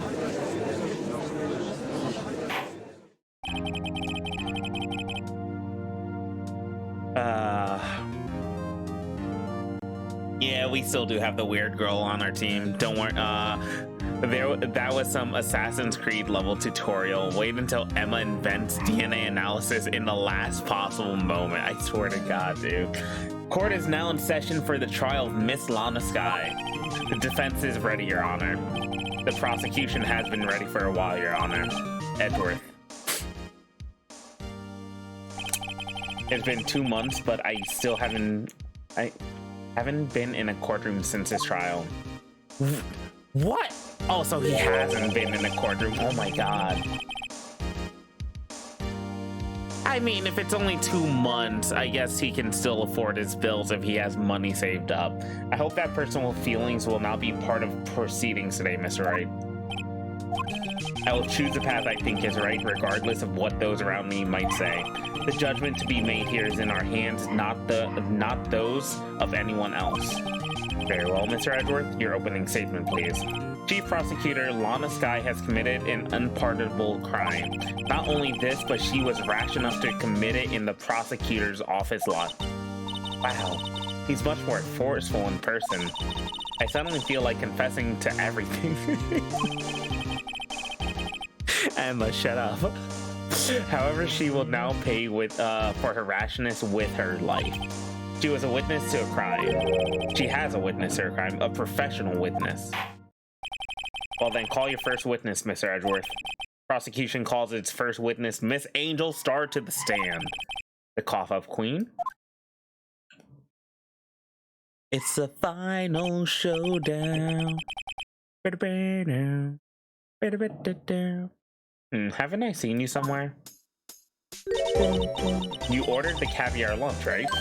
Oh, caviar. I've never eaten caviar before. The judge is really wolfing it down.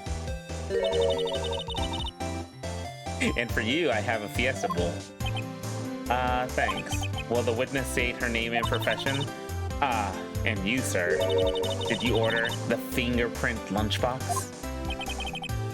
It's too early for lunch. Your name and profession, please. Well, Your Honor, how does it taste? So this is why everyone raves about caviar. It's so tasty, it hurts. I always thought caviar would just taste like pickled tapioca. The heck does pickled tapioca taste like? Your name and profession, please.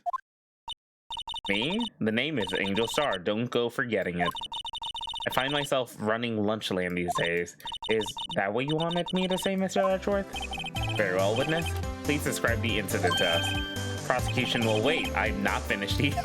Judge, come on. Hurry it up. Very well, Mr. Edgeworth. As you know, we usually call on the police to provide a description of the crime. Your Honor, as Mr. Edgeworth has said to the court, I am a professional. What exactly does that mean? Until 2 years ago, Miss Angel Star was a special investigator with the police. Did not know that. She was a first-rate homicide detective.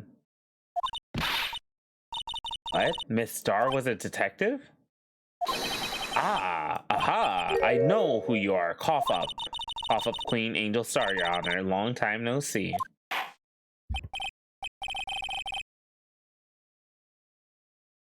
Very well. You may continue with the description, Miss Star. Just who is this lady? I might have the court's attention over here.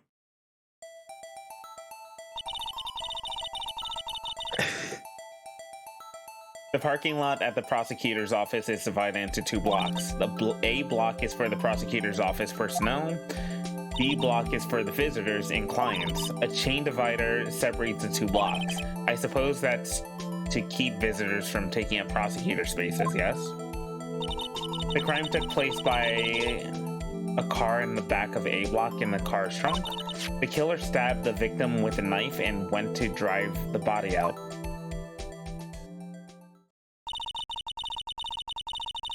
Edgeworth is going... Unfortunately for her, there was a witness and an arrest was made on the spot. And who was this valiant witness? Why, it was me, Your Honor. Witness, did you see the very moment of the crime? Of course, Your Honor. Immediately after that, I apprehended the chief prosecutor. It seems rather cut and dry, doesn't it? Well, Miss Wright, I can't agree on principle, Your Honor. Seems that some poor losers are unwilling to accept the truth, Your Honor. Shall I proceed to crush what little hope they have remaining? If you can, then give them your worst, Miss Star. Wait, are they talking about me? Maybe I'll do a tier list of Quinby. We'll see. Somehow I always knew a day like this would come. I was on my way to deliver a lunchbox to my boyfriend when I sensed something. Perhaps it was my finely honed detective's intuition at work. Through the wire fence, I saw the chief prosecutor standing next to a garish car. Garish? The chief prosecutor was holding a knife in her right hand. Then she thrust the pointy tip of the knife into Detective Goodman's chest.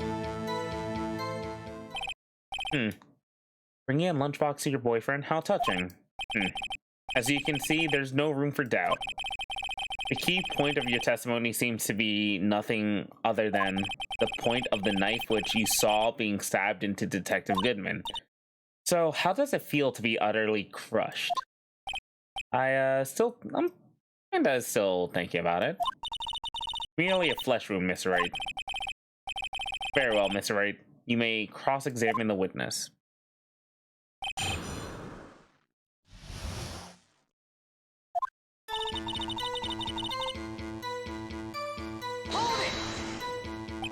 How did you know? I respect the prosecutor's basic abhorrence of crime. Yet their methods are ugly and twisted. Twisted methods will always lead to tragedy. The lunch lady's uninformed opinion is duly noted. Given that they are used to erasing inconvenient evidence at their whim, telling off a detective that knew too much is merely an extension of that. Miss Star, do you have something personal against prosecutors? I felt that I had found my dream job when I became an investigator, and if I hadn't been laid off by those prosecutors over there, I'd still be one. Laid off? She was fired. To me, prosecutors are nothing more than worms. That said, I am a pro, as you know. My testimony is unbiased and flawless. Very well, you may continue.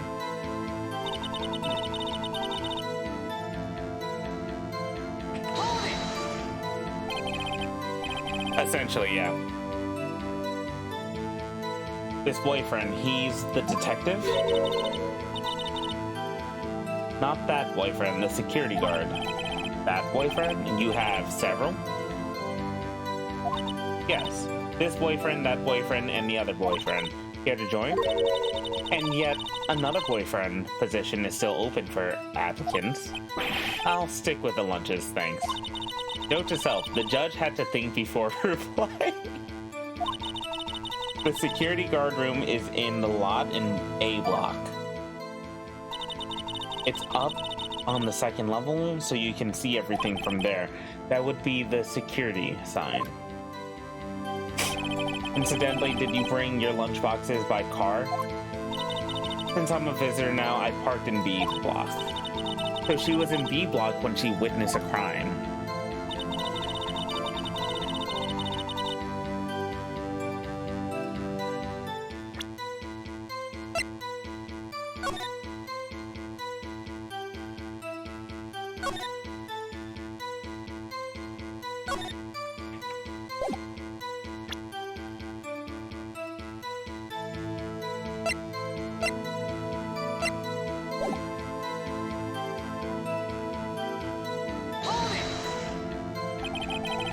You sent something? So you're saying you had a premonition of the murder? It felt like, how would you say? Oh yes, it's like the feeling you get when you view a pumpkin chock full of seeds. I have no idea what that means. Speaking of detective's intuition, wasn't the victim Mr. Bruce Goodman also a detective? Yes, well, he was like a young cheese. A young cheese? A pale white cheese, not yet tangy, with experience on the streets, a greenhorn. Then I must be hard, yellowed, and sharp as a tack. Yeah, with the odor of an old cheese to match. In any case, there in the lot, I felt something stirring in the back of my mind.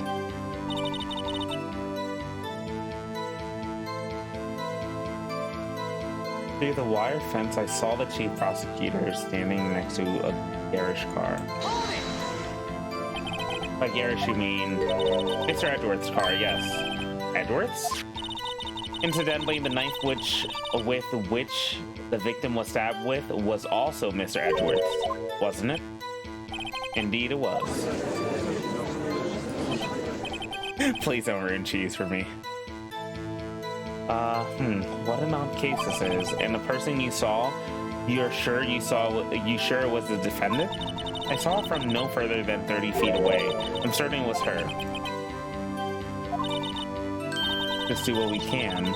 Even if we don't have any proof, we can always nitpick. Witness, in your testimony, you clearly stated the following. Prosecutors are nothing more than worms. Ergo, you're a biased witness. You might want to keep those silly opinions to yourself in the future, rookie. Huh? Rookie? Unless you're willing to risk the consequences of doubting me. I'll fry you like a fritter, crispy on the outside, chewy on the inside. That was inspiring. I believe I've heard that tagline elsewhere. You could cry plagiarism? Maybe relegated to the lowly post of lunch lady, but my instincts are honed. A photograph? You took this? The moment I witnessed a crime, my reflexes took over and snapped. I took a picture. In fact, one of my lunchboxes is rigged with a camera. I suppose that's more exciting than just hanging around your neck. Witness, why am I only seeing this photograph now? You think I'd show it to you, a prosecutor? Think again. My boyfriend works in a photography division of criminal affairs. Well, this is most certainly the defendant.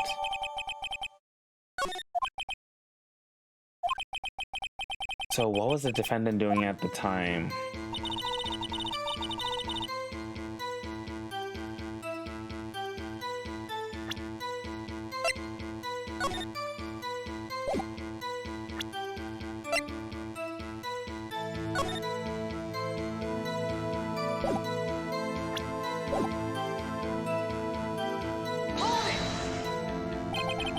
Some would say you're starting this at a bit of a disadvantage. Tell me more about this knife that the suspect was carrying. Well, I'd say the blade was about 4 inches long. Is that right, Mr. Edgeworth? It is your knife after all. Yeah, that's about right. Prosecutors are by nature well-versed in the location of a man's vital organs. I'm sure it was easier than boiling an egg for my egg salad surprise set. You can't testify as to her ability to kill an egg, I mean a person. Perhaps a chicken salad set would have been a better metaphor. So the defendant was holding a knife, what then?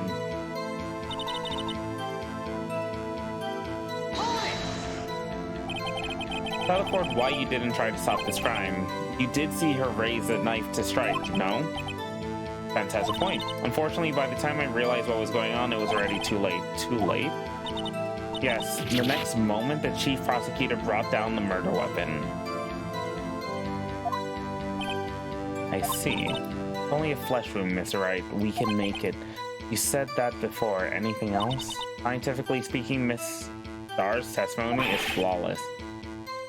Sounds pretty fatal to me. What do we do? Is this it? Is my sister guilty? Let's just keep our heads cool and press the witness a bit, shall we? For some reason, having her panicking next to me makes me calm.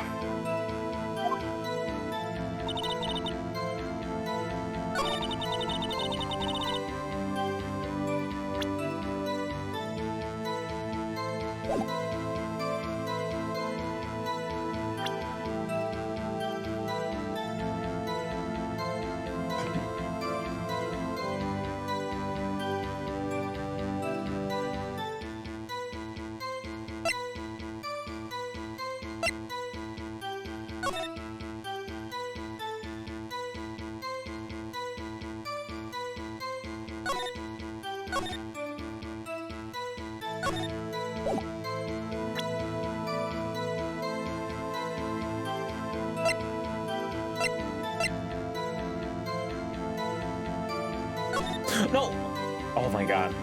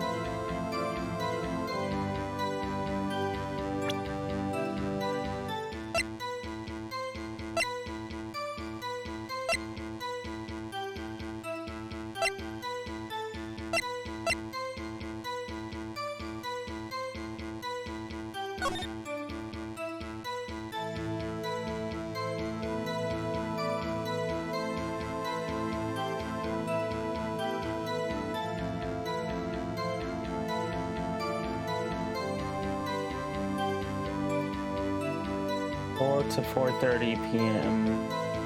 4 to 5:30 p.m. Chest wound caused by a 4.5 inch. A single stab wound was found.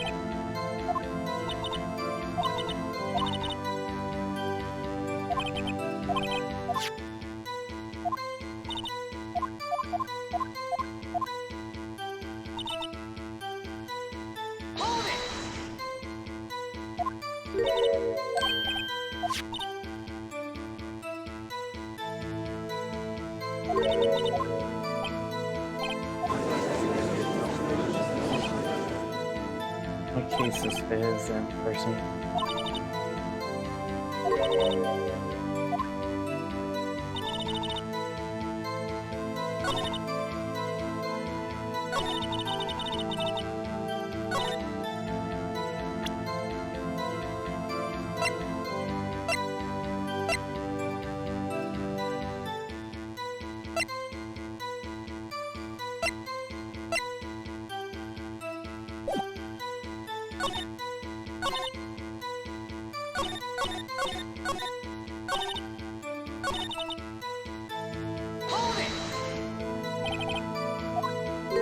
Not that boyfriend, the security guard. You have several.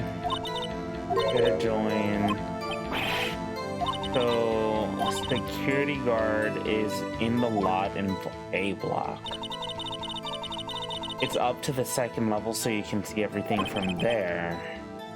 That would be the security room. Incidentally, did you bring your lunchboxes by car? Since I'm a visitor now, I parked in B block. So she was in B block when she witnessed a crime.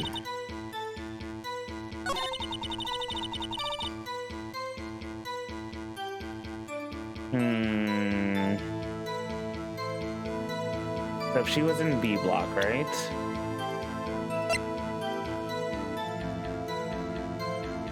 It's just a question of what time. Because this says from 4 to 5:30, cause of death, loss of blood by a 4.5 knife.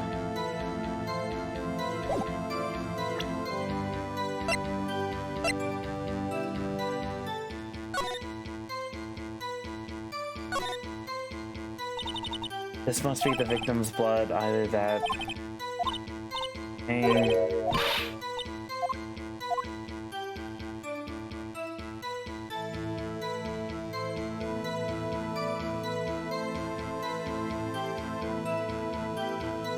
If you were to stab somebody, would you only really get the tip?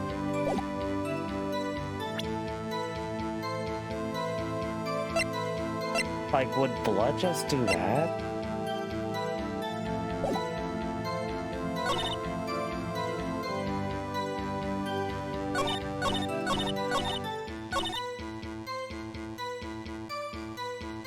Yeah, because the... Wait, how did you see the tip?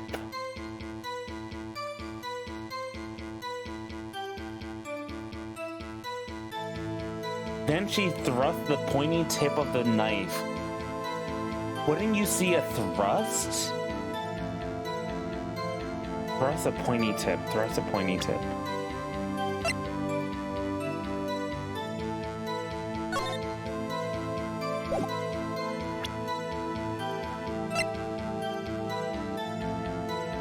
Hmm.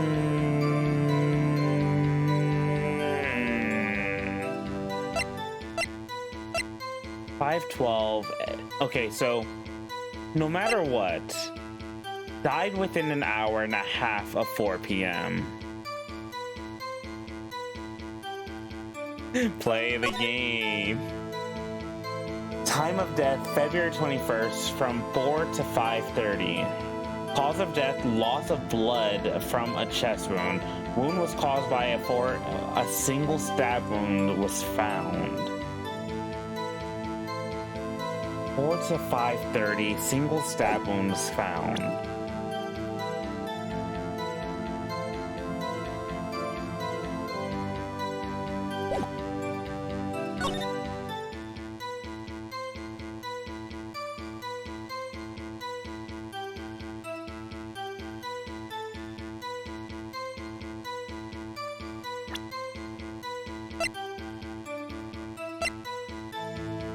No prints.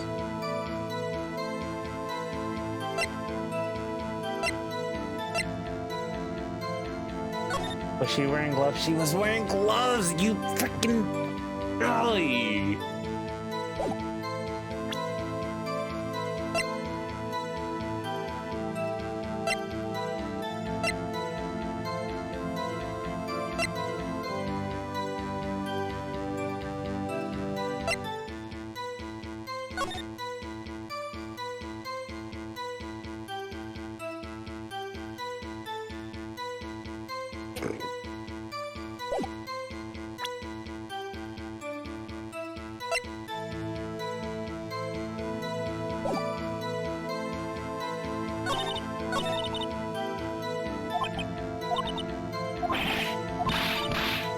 just need to find the opening.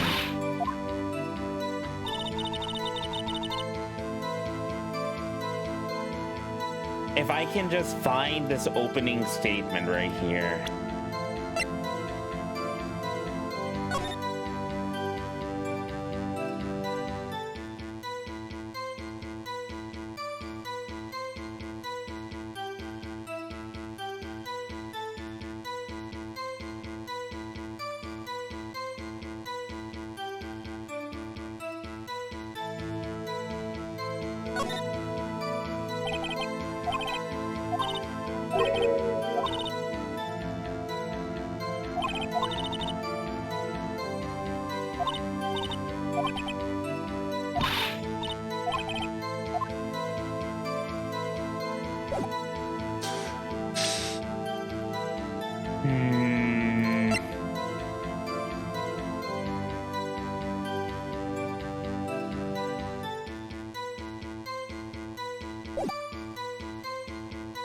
Alright, I gotta press again for some things.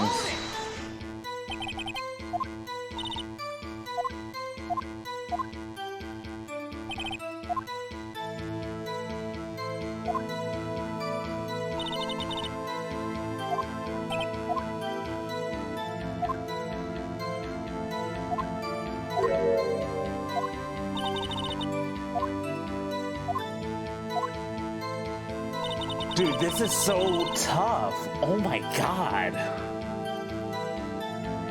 Okay, she was on the way to deliver a lunchbox to her boyfriend. $6.75. Victim's memo found in the car trunk.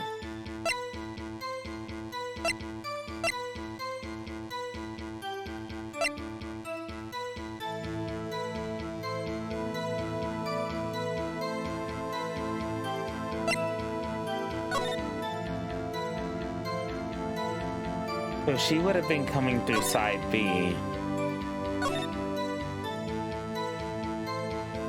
But how would she have gone?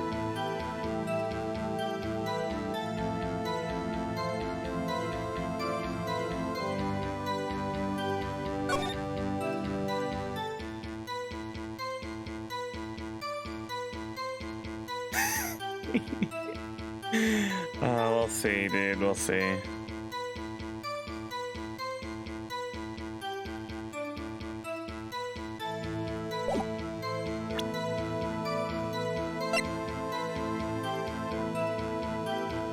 Because one of the things I could have assumed was that, like, she got blood on her, right?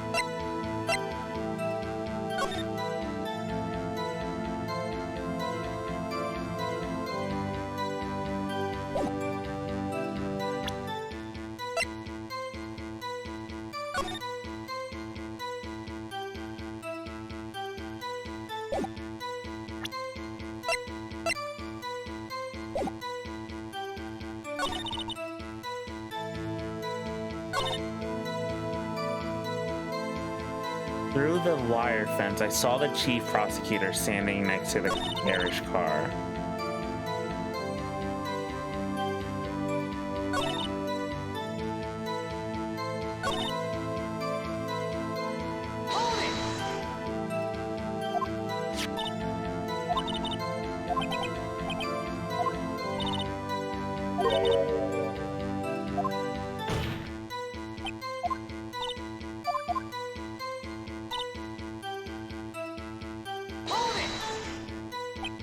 Tell the court why you didn't try to...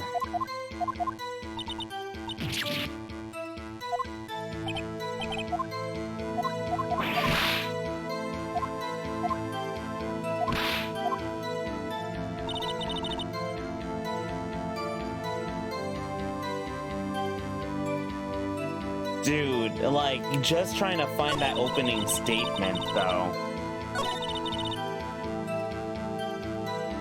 Like, how to break through right now. It's finally honed.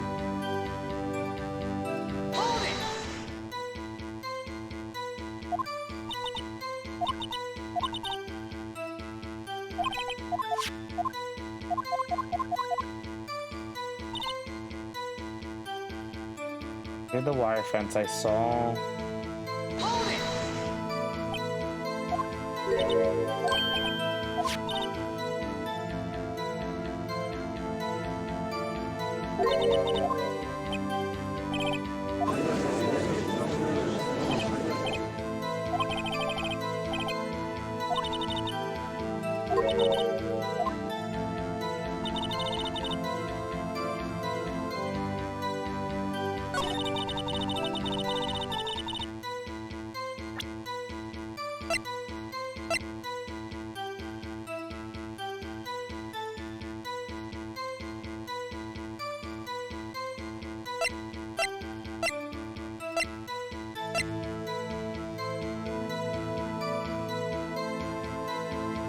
Died within an hour and a half of 4 p.m. What time did you get there? Wait a second. So, if one knife wound died within an hour and a half of 4 p.m., between 4 to 5:30, loss of blood,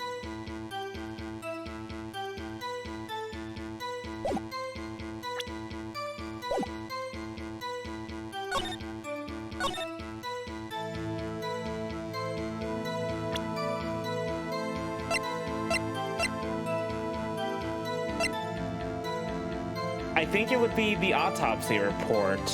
How would you see it when he didn't even get there until 5:12?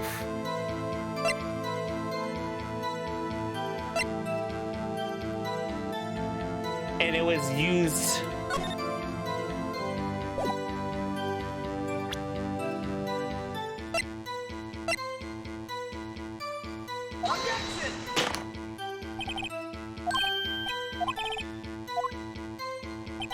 I thought it would have been that.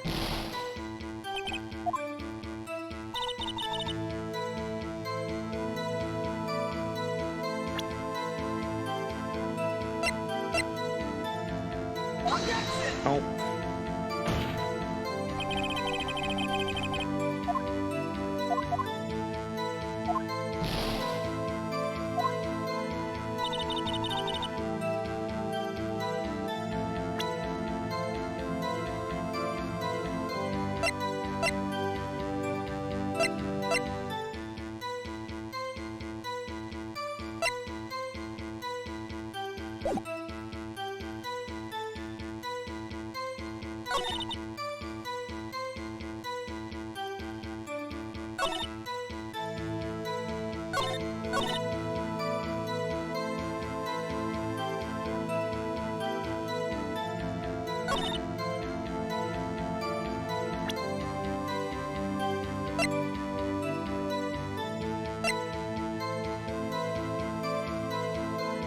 But in the photo, she's not holding anything in her right hand, so maybe it's a crime photo to this?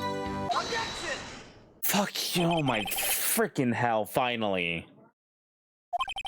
You saw Miss Guy stab the victim with a knife? As I've already said, yes. I swear it on my finest salmon swirl lunch. I'm sure that is a fine lunch. But isn't that odd? Look at this photo. This photo you took at the very moment of the crime, is it not? But Miss Guy is not holding a knife. Mr. Edgeworth, your thoughts? Objection. That had to be the weakest objection ever, Edgeworth. Yet it is still stronger than your ever-feeble mind, Mr. Wright. What do you mean, Mr. Edgeworth? This photograph was not taken the moment before the stabbing. This was taken the moment after the stabbing. And how can you tell that? Blood splatter. See the dark crimson stains on the chief prosecutor's coat? But a black and white photo. Yes, it's hard to tell, but this could be blood. Well, Miss Wright, I see no problem here. No problem, except you. Mr. Wright, are you going to take there and are you just gonna sit there and take that kind of abuse? You got a better idea? Wait, that contradicts what the witness said in her testimony, namely that she took the picture the moment she witnessed a crime. Well, it seems I was slightly unclear. My apologies. That's it? If you run out of lunch, you order seconds. Problem solved. If you don't like it, try ordering the jumbo-sized lunch from the get-go. Good advice. I'm not sure I understood it, but good advice. I didn't have time to stop her. Prosecutor Sky was cold, calculating like a robot. She killed without pain or remorse. It was a premeditated murder. Premeditated? How do you know? Look at the chief prosecutor's hand in that photo. Well, those are gloves. Surgical gloves made of thin rubber, most likely. Why would she have those on? It was not premeditated. If it was not premeditated, she would not be wearing those gloves.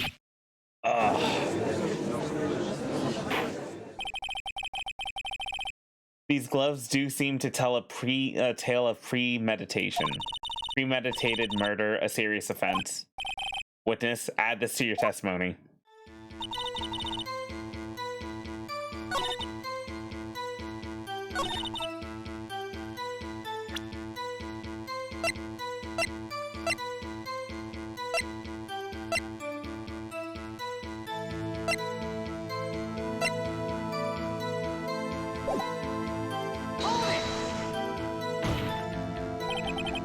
What if she was just in the habit of wearing gloves, like driving gloves? The gloves were admitted as evidence when the defendant was arrested. They were rubber gloves and the kind used for autopsies. In other words, when the chief prosecutor came to the crime scene, she came to do murder. It's the only possible conclusion one can make. Everything was planned. It was a premeditated crime. I'm losing so many points. Impressive. I'm sorry they took you off the force, Miss Starr. This is bad. She's got them thinking this was all planned. If she can prove this claim, the trial's already over. I've got to think of another way to show that this wasn't premeditated. Only a flesh wound.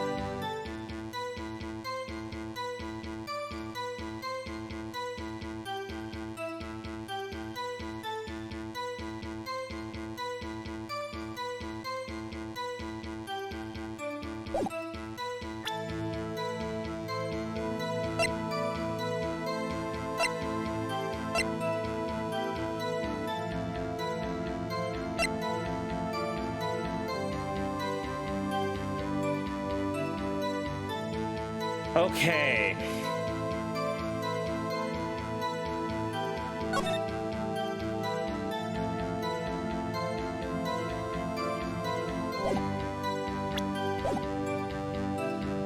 God bless.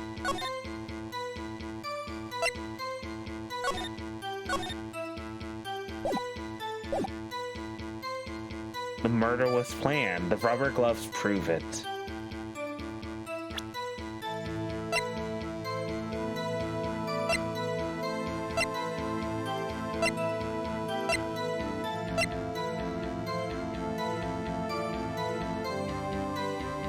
To 605.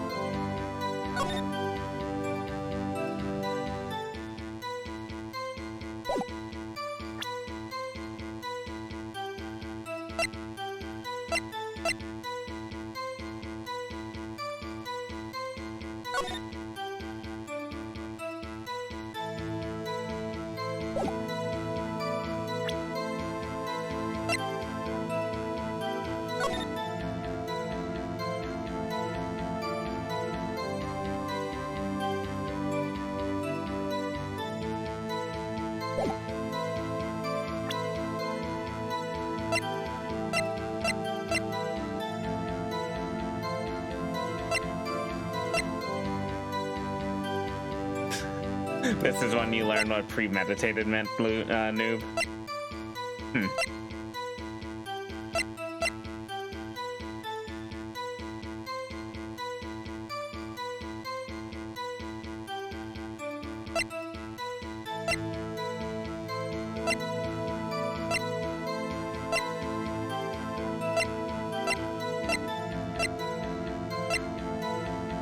Of the prosecutors on the day of the murder.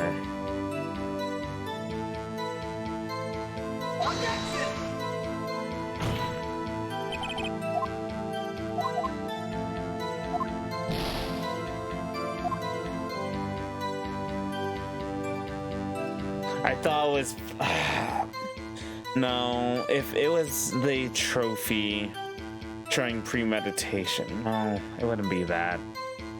Obviously, it can't be that, but...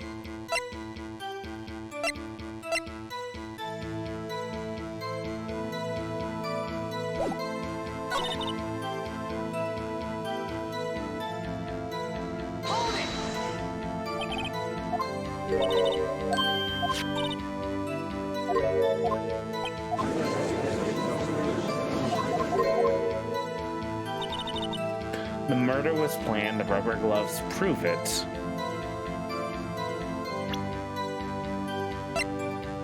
But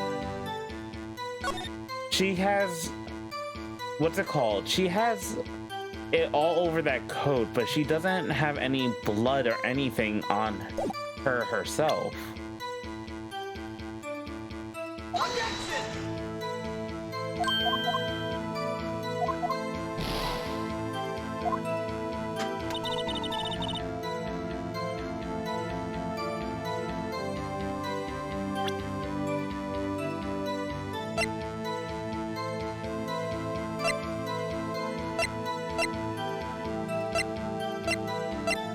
Dude, this is actually one of the hardest trials I've been through.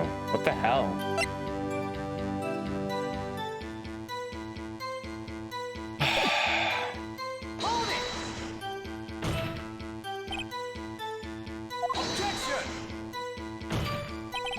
Gloves were admitted as evidence when the defendant was arrested. They were rubber gloves of the kind used for autopsies. In other words, when the chief prosecutor came to the crime scene, she came to do murder. It's the only possible conclusion one can make.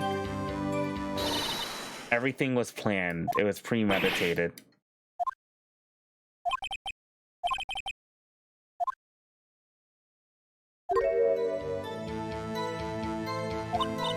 To show them that it wasn't premeditated. The only way to show them that it wasn't premeditated was that there's something else that was going on.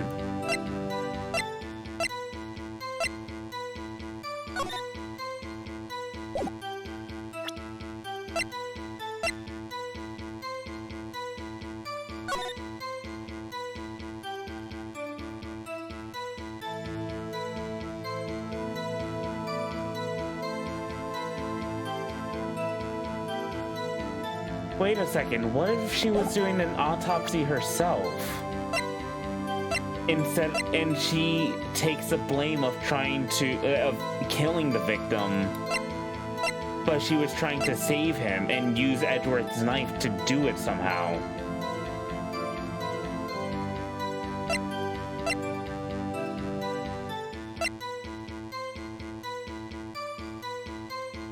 Oh, only one way to find out. Yep.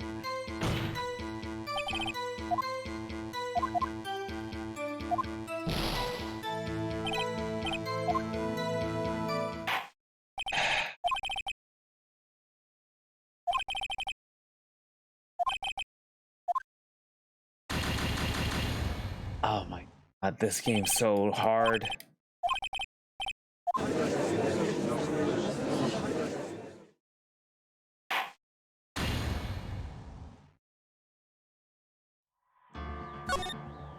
Back in there, Chief.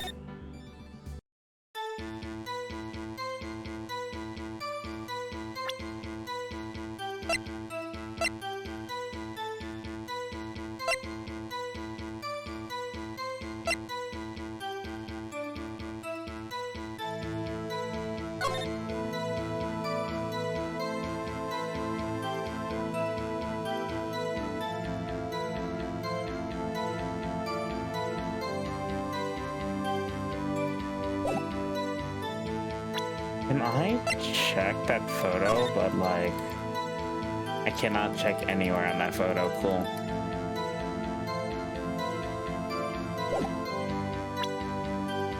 How do I show them that it wasn't premeditated?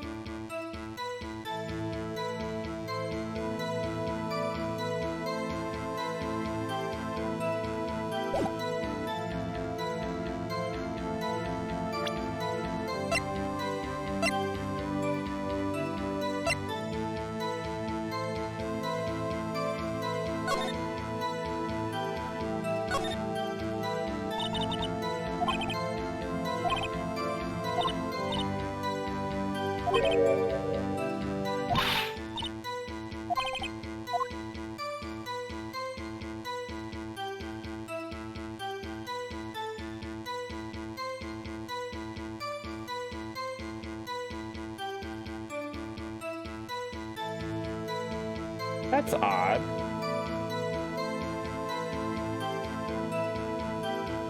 There's no blood at the tip. Phoenix, get good.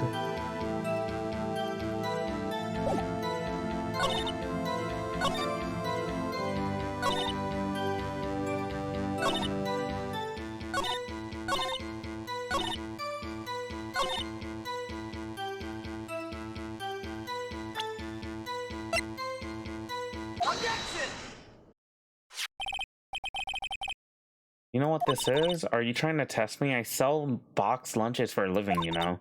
That's a knife. The knife. The knife that was in Mr. Edgeworth's trunk. Indeed, it is my knife. What's with this case? A bloody murder weapon, a red car, all belonging to the prosecutor there? The defendant is the chief prosecutor for the district, right? Mommy, are prosecutors bad people? The defense has a request. We ask that the witness provide an accurate testimony. What's that, Rookie? In your testimony, you stated that Lana Skye planned the murder, and that's why she was wearing those special gloves.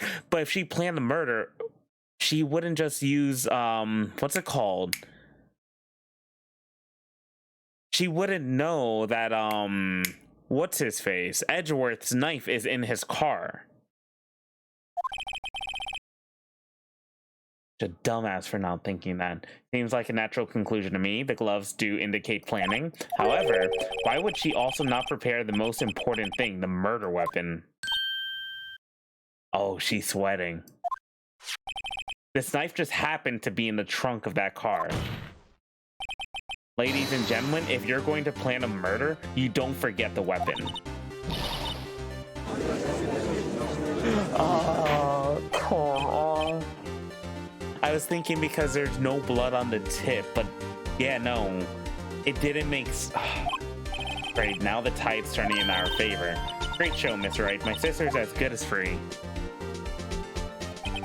Right? I believe the next lunch you'll be eating is humble pie. What? I hope you aren't deluding yourself into thinking that the tide has turned. Not over such a trifling detail. But this shoots a hole in the whole premeditated theory. Bah, the prosecution could care less if it was premeditated or not. The only one who seems to care is that lunch lady over there. The defendant, Lana Skye, murdered a detective with a knife. That is the only thing the prosecution need prove, nothing else. Very good, Mr. Prosecutor. I suppose you think you're clever now.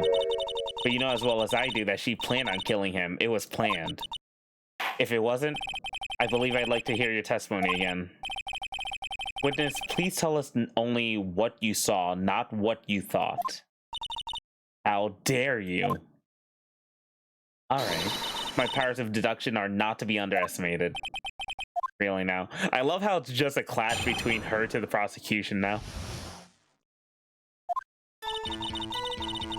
Lana Skye intended to murder Detective Goodman.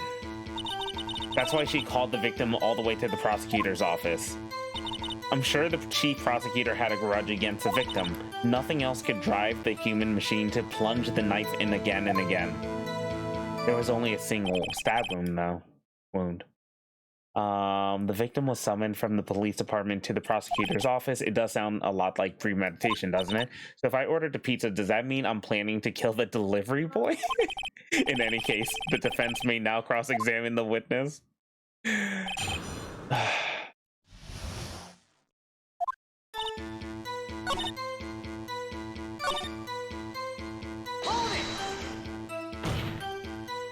You've said that, but you haven't told us how you know. That's what I'm about to tell you, rookie. I believe she just said what was mere prelude to the story she was about to tell. Try not to interrupt her again, rookie. Never interrupt the storyteller. It's like pulling a bun out of the oven half-baked. Something's half-baked here, right? It's you. Try not to confuse a defense witness.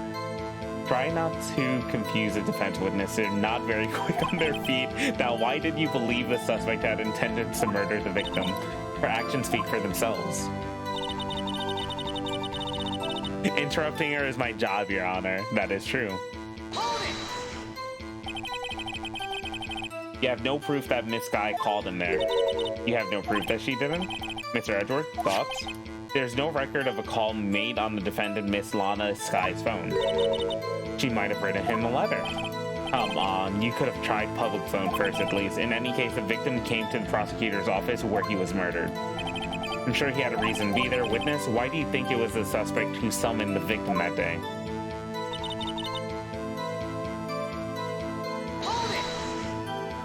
Assumption. What kind of grudge? Well, I wouldn't know that. Of course you don't. That's because she didn't have a grudge. Rookie? I have a lunchbox here. Now what's inside? How am I supposed to know? A camera? See? We agree that there's a lunchbox here, but we don't know what's inside. A person's life is like a lunchbox with pretzel. Don't you agree? I get it. That's why my lunch was so salty. The suspect had a grudge against Detective Goodman. Will you tell us your basis for thinking that? It's simple.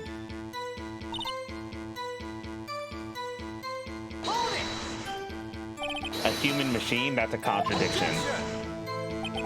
Please. Can't you find a fault with something of substance, Mr. Wright? Note to self, Mr. Edgeworth's size smelled like citrus fruit. You say again and again, how many times did she stab him exactly? We often say chop into 1,000 pieces, but we don't actually mean 1,000 pieces. What difference does it make if the deed is done? How come she's getting mad at me? Let's just say she stabbed him several times and leave it at that. Leave it at that. This is a murder case, people. Mr. Wright, you should speak up if you have an objection, you know. Miss Zara's turned out to be as short-tempered as she looked when we met her. Challenging her abilities as a detective really set her off. The short wick burns out the fastest. It's a scientific fact. I wonder, wouldn't it depend on the size of the candle? I mean, add more wax and even a really short wick will burn longer. Obviously, more scientific testing is required.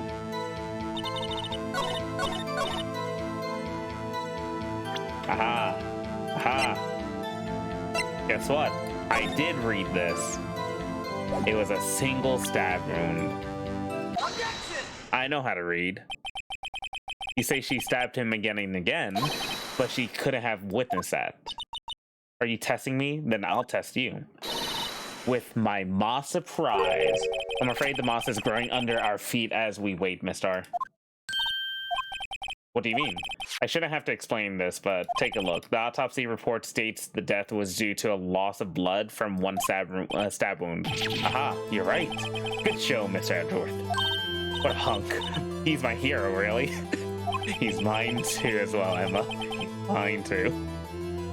What about my objection? No one noticed? Well, witness. You got the crime scene set, right? Huh? Oh, thanks. I always believed that no one could ever mistake ketchup for blood, but now I realize that such mistakes are possible. So, you're saying you mistook something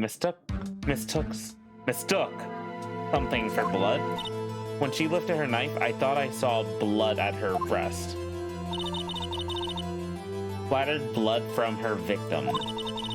That's why I thought she must have stabbed him at least twice.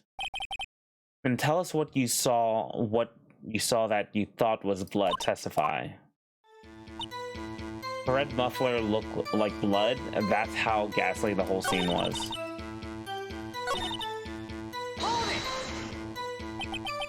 A red muffler? Yes, like a scarf, the chief prosecutor always wears one around her neck. So she can be easily hanged at a moment's notice, I suppose. He's right. This guy was wearing a red scarf, wasn't she? But wait, isn't it odd that you mistook that for splattered blood? Well, people often mistake my beard for a bib.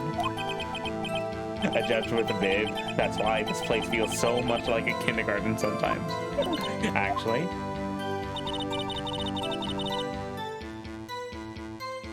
I do think I saw some traces of blood on her chest.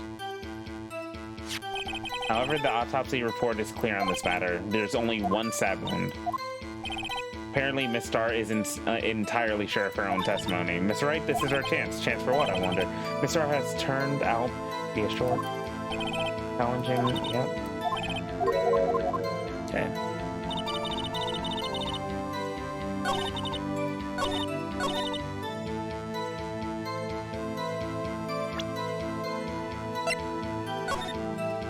She wasn't wearing one that day.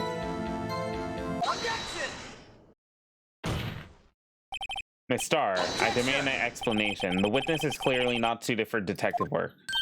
What? The suspect was not wearing a scarf or muffler of any kind when she stabbed the victim, and you proved it yourself with this photo. Huh?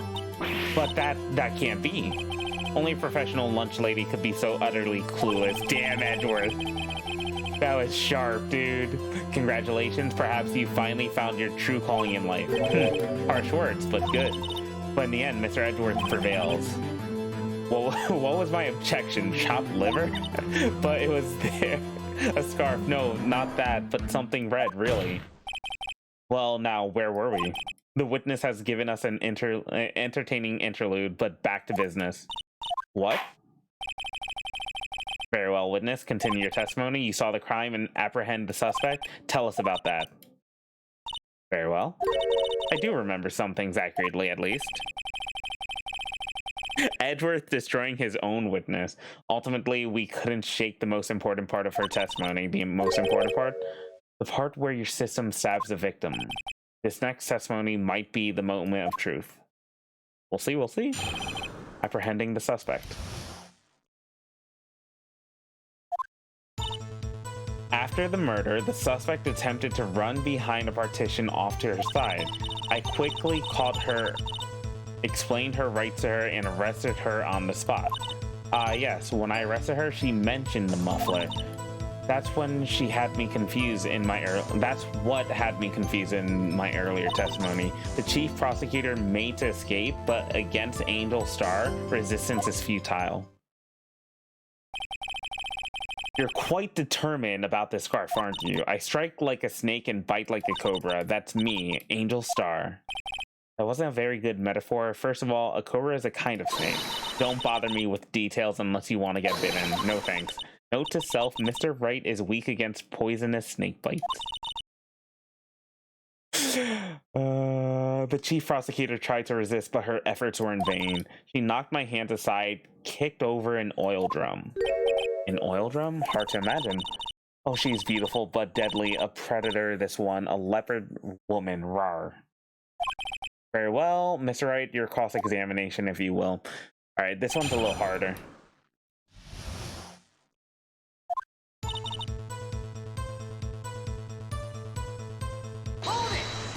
Partition. So where's this partition on the floor plans? I'm sure she means this wall next to the car. That's right. There is a wall there about 6 feet high. She was obviously trying to hide herself.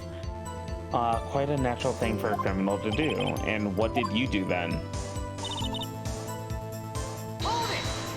How did you catch her? As I just said, I was only 30 feet away from her the whole time. Oh, we're pressing. I'd like to see this on the floor plans just to be safe. The lunch lady car was here. She was a visitor in B block. So you witnessed a murder from here. Okay. That would make it about 30 feet from the car, yes. Is that correct, Miss R? Yes, that's right. But there was a chain link fence in front of you. I went over it, of course. Amazing. The cough-up queen lunch lady athlete indeed. Would it taken her a little time to climb over the fence, so she couldn't have gotten to my sister that fast. Yeah, the fence was about 9 feet high, too. So how did this guy not get away?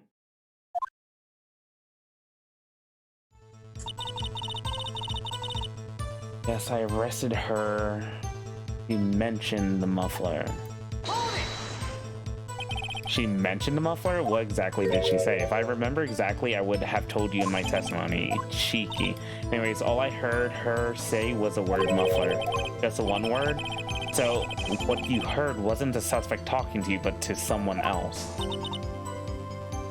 Yes, the chief prosecutor was talking on her phone.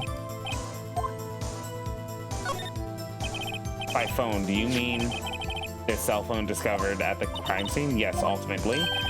Ultimately, my memory seems to fail me. It's like salmon heading upstream, you see? No, the court doesn't see, Miss Star. The chief prosecutor first attempted to use the phone hanging on the wall. On the wall? That's right. Near the car, there was an emergency phone on the wall. Apparently, it was out of order, and she used her own cell phone. Indeed, the emergency phone was out of order that day. Good witnessing witness. Good witnessing? What ever happened to good testifying? You should, of course, add this to your testimony. The things I do to please this rookie defense attorney.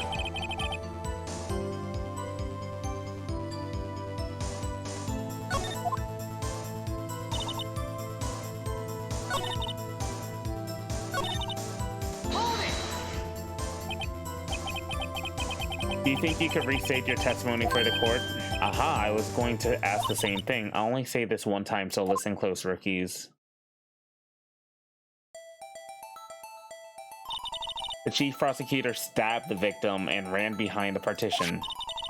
Then she picked up the emergency phone on the wall, but it was out of order. So she pulled her own cell phone out of her pocket. And during that time, you climbed over the chain link fence. And then when I boldly grabbed her arm, the chief prosecutor hung up her phone. And you saw her doing this? What is it, Miss Wright?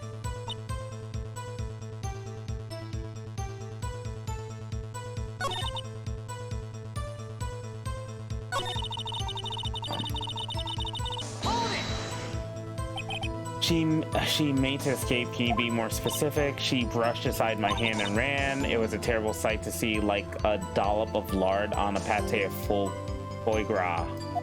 Foie gras. Huh? She even kicked over an oil drum at me. An oil drum? There was an oil drum lying on the side of its scene. But strange. What's that? If she wanted to escape, why didn't she run the other way? The parking lot entrance. That's right. It doesn't make any sense that she would run from behind the partition to the oil drums. Excellent. More mysteries. I wish we could solve a few before finding more, though. So Miss Guy tried to run? I'm sorry my sister is so suspicious, Mr. Wright. Not as sorry as I am, but she didn't do it. You have to believe me. Okay.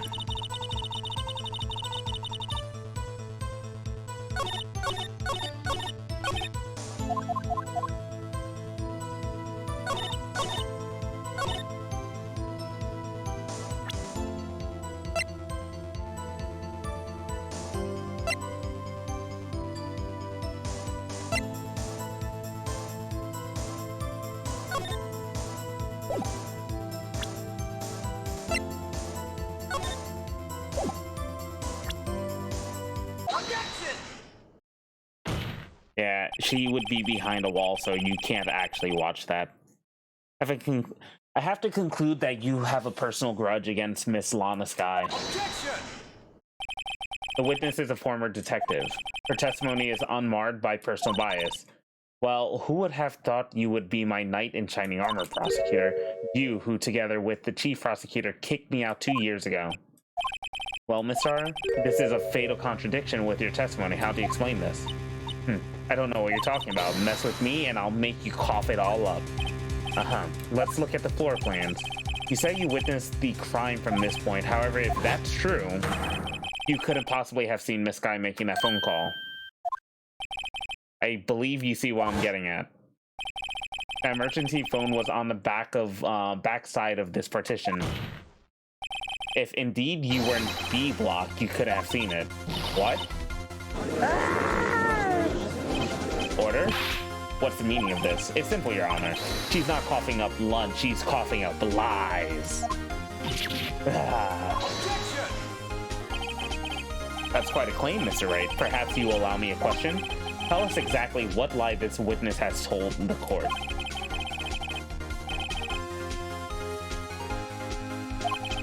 The witness lied about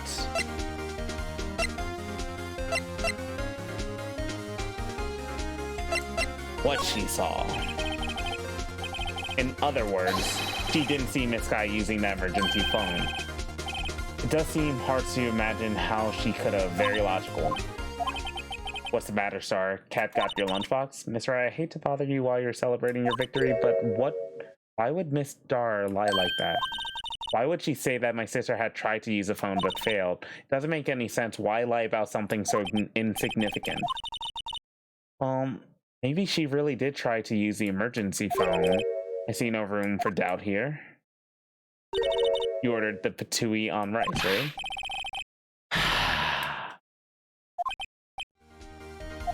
Are you serious, dude?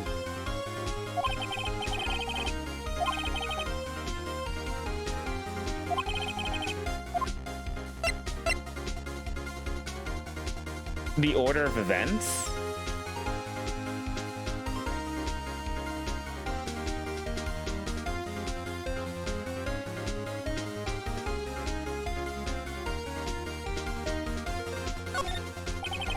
You lied about the order of events. Miss Sky used that emergency phone before the murder. Haven't thought about that. That took the wind out of her sails. Hate to bother you while you're celebrating again, Mr. Wright. However, why would anyone use the emergency phone before the murder?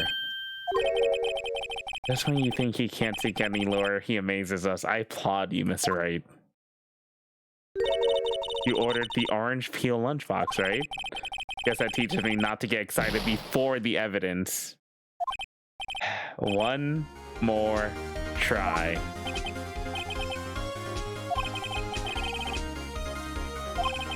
I hate myself so much. Where she saw it, Miss Sky tried to use the emergency phone, but it was out of order.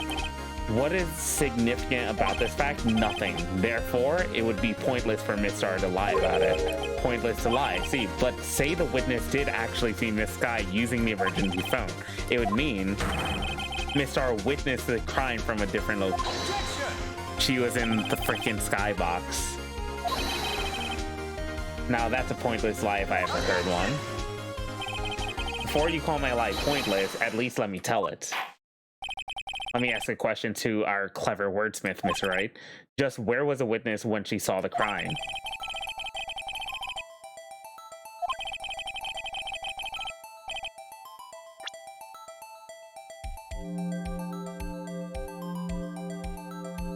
Take that!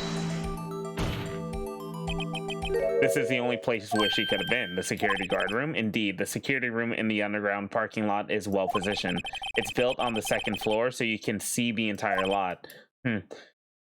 She would have been able to see the emergency phone from there, but why there? There are so many other places where she could have been seen the phone. Not in this case, Your Honor. The witness, not being part of the prosecutor's office, couldn't park in A block. The only place where she could have seen the crime and the back of the partition is here. I'm remembering your testimony. You said you brought a lunch to your boyfriend in the security guard room, right? Yes? Well, Miss R, how many years have I been getting the better of men? To think that the tables could be turned. Today, a man has got the better of Angel Star. Order. Witness, what have you done? You used to be a detective. You should know better. I'm not turning back. The guilty will be punished, and I'll do what I must to make sure justice prevails. The guilty is she talking about Miss Sky? Mr. Wright, doesn't this strike you as odd? Why did Miss R lie? Doesn't make sense, huh? She could have just said she saw the crime from the security guard station.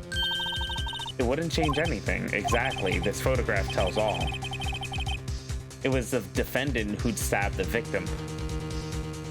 Who was the one that took this photo? Because it wasn't her. The truth still stands. It still stands. I disagree, Mr. Edgeworth. What? If a witness is found to be lying, they're guilty of perjury. She knows this. She wouldn't risk that without good reason. So tell us what her reason was, Mr. Wright. Huh? Me? Who else, Mr. Wright? Let's review what we know. Miss R witnessed the crime from the security guard station, but she lied and said she saw it from B block. It must make a vital difference, but what would Shane?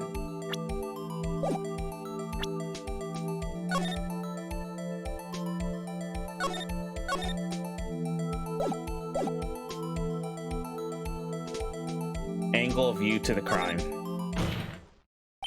Why the angle of which she saw the crime occur would change. The angle? What do you mean? Well, security guard station is on the second floor, and she would have sort of more 3D view of the crime, and this is important. Why?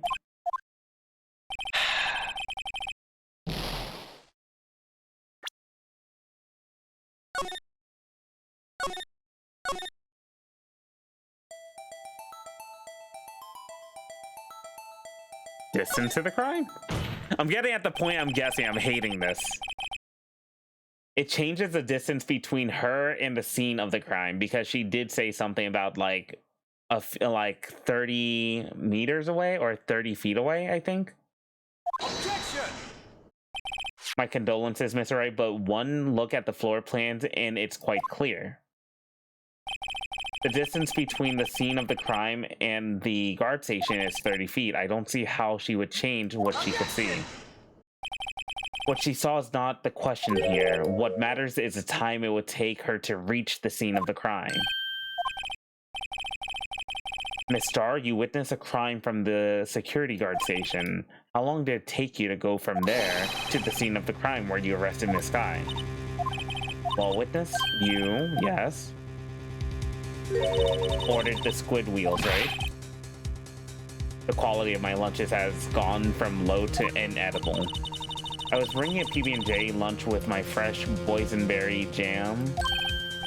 Boysenberry for the boyfriend? He wasn't in the station, so I waited. I witnessed a crime from the glass walled station. And before I knew what I was doing, I found myself running towards the scene, but the door was locked. I couldn't open it.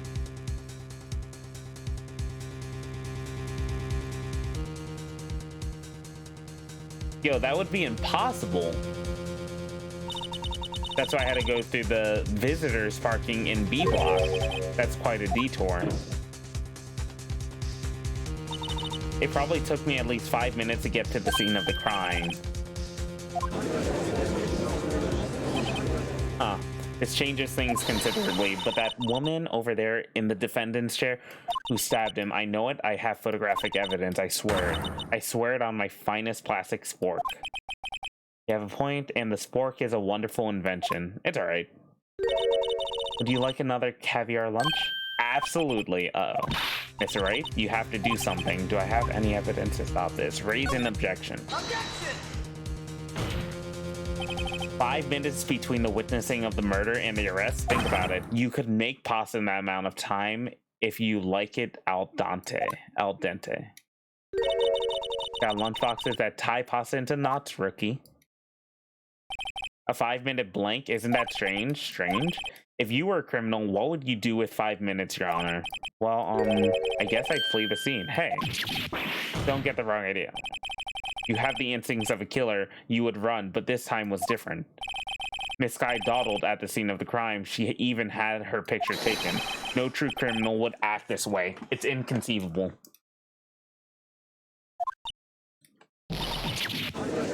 Okay.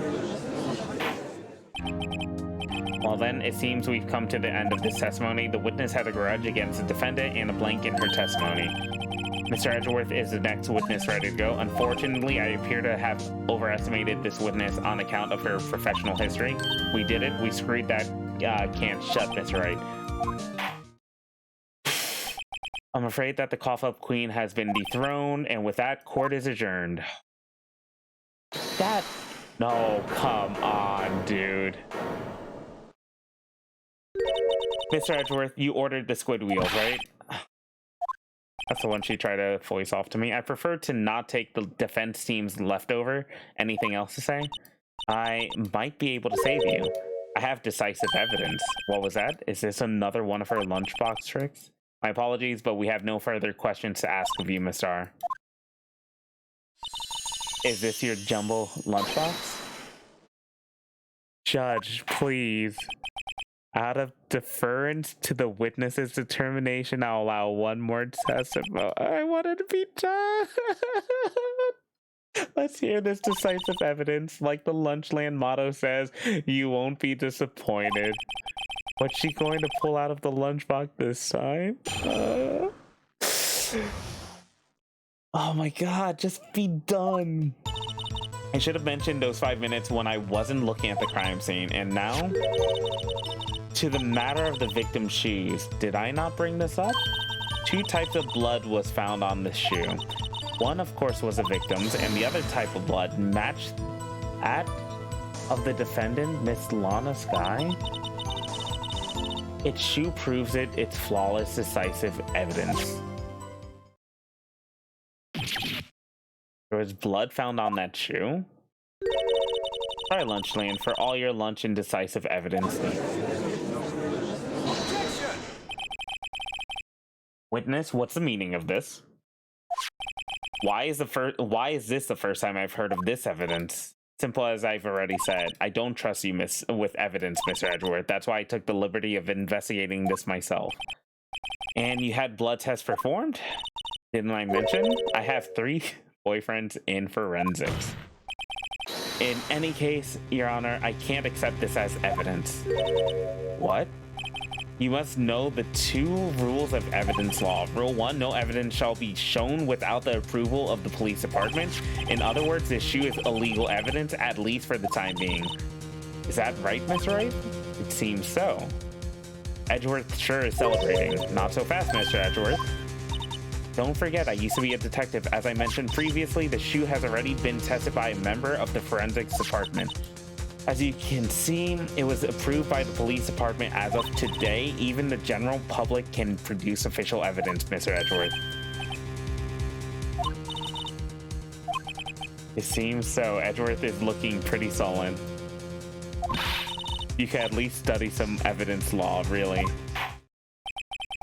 The prosecution's complaint notwithstanding, it appears this evidence satisfies the first rule of evidence law. However, it seems you have yet another count against you, witness. Anything to ensure that the guilty are properly judged. Very well, Mr. Wright. You may cross-examine the witness. Bitch.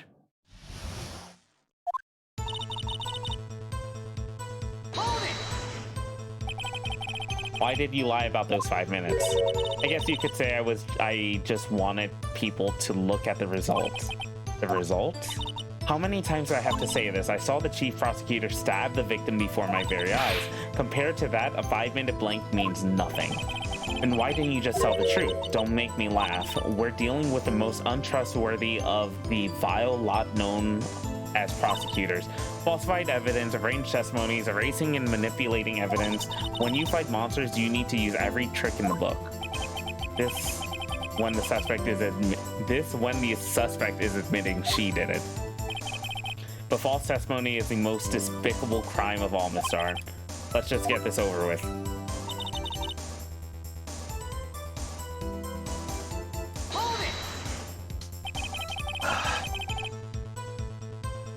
And you found this shoe at the scene of the crime?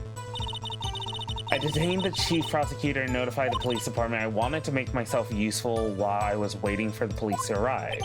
So, like an ill-trained pooch, you snuck off with the shoe. I was afraid someone would erase the chief prosecutor's crime. The shoe was my secret weapon if that should happen. See this fashionable basket I have here? It carries more than lunchboxes, gentlemen. Happy for you and your lunchbox bag, really. In any case, you removed valuable evidence from the scene of the crime. Now tell us what you did next. Ooh. Isn't that illegal? 2 types of blood. So you brought into the forensics department. If you're going to submit something as evidence in court, you needed to prove. To do that, evidence must be analyzed by a forensics expert.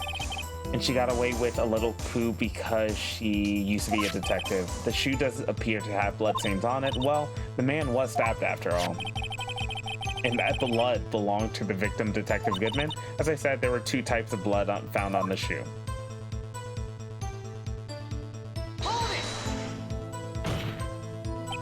You can't say for sure the blood belonged to the defendant with a blood test.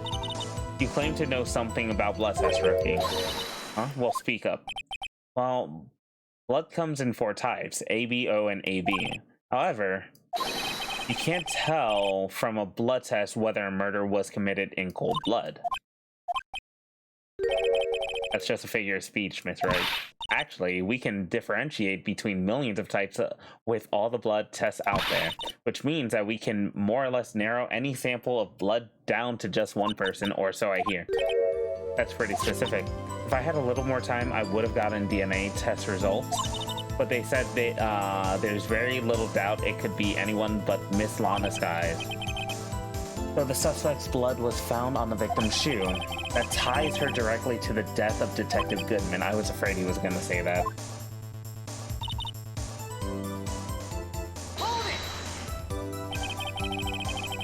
Can't let this evidence go through without a fight. You ordered the peppered fish guts? Someone likes it hot, Miss Wright. Some like your client. He's in hot water to make a whole vat of soup. Miss Wright? Do you or don't you have a problem with this shoe? A problem? This is critical. If I'm not imagining things, I say there's one critical problem. A clear contradiction. And the contradiction is that gleam in your eyes. You're still young, rookie. I gave you a peppered fish gut now, but you couldn't take the heat, could you? Let's hear what Miss Wright has to say. What is contradictory about the victim's shoe? Show us the problem with this evidence.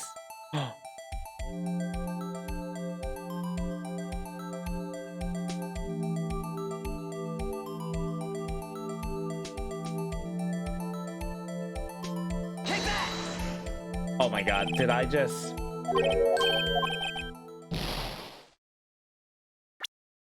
I was trying something out and...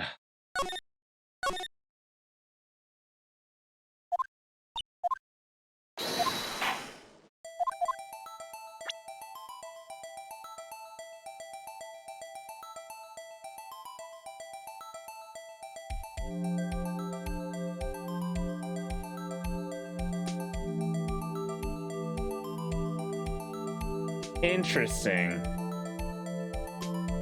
Take that!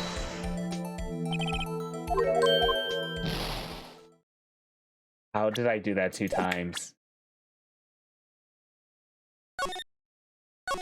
Again.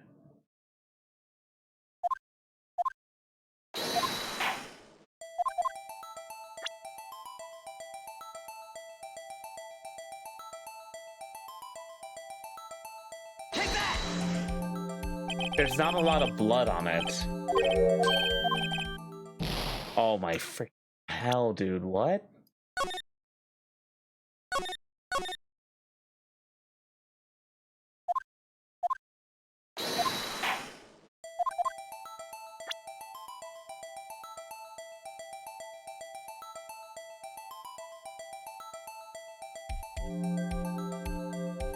Take that!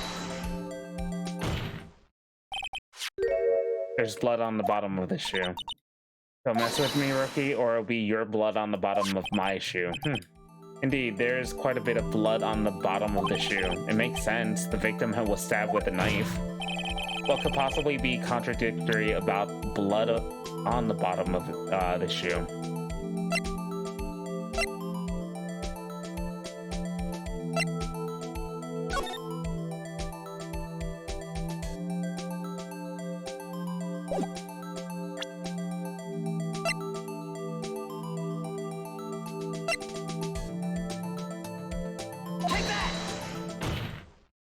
There wasn't any blood, there wasn't any, blood prints. Note that the bottom of the victim's shoe is covered in blood. Then isn't it strange? Why aren't there any bloody footprints found by the scene of the crime? As you can see, there was no traces of any sort of footprints on the scene of the crime. That contradicts your claim about the shoe.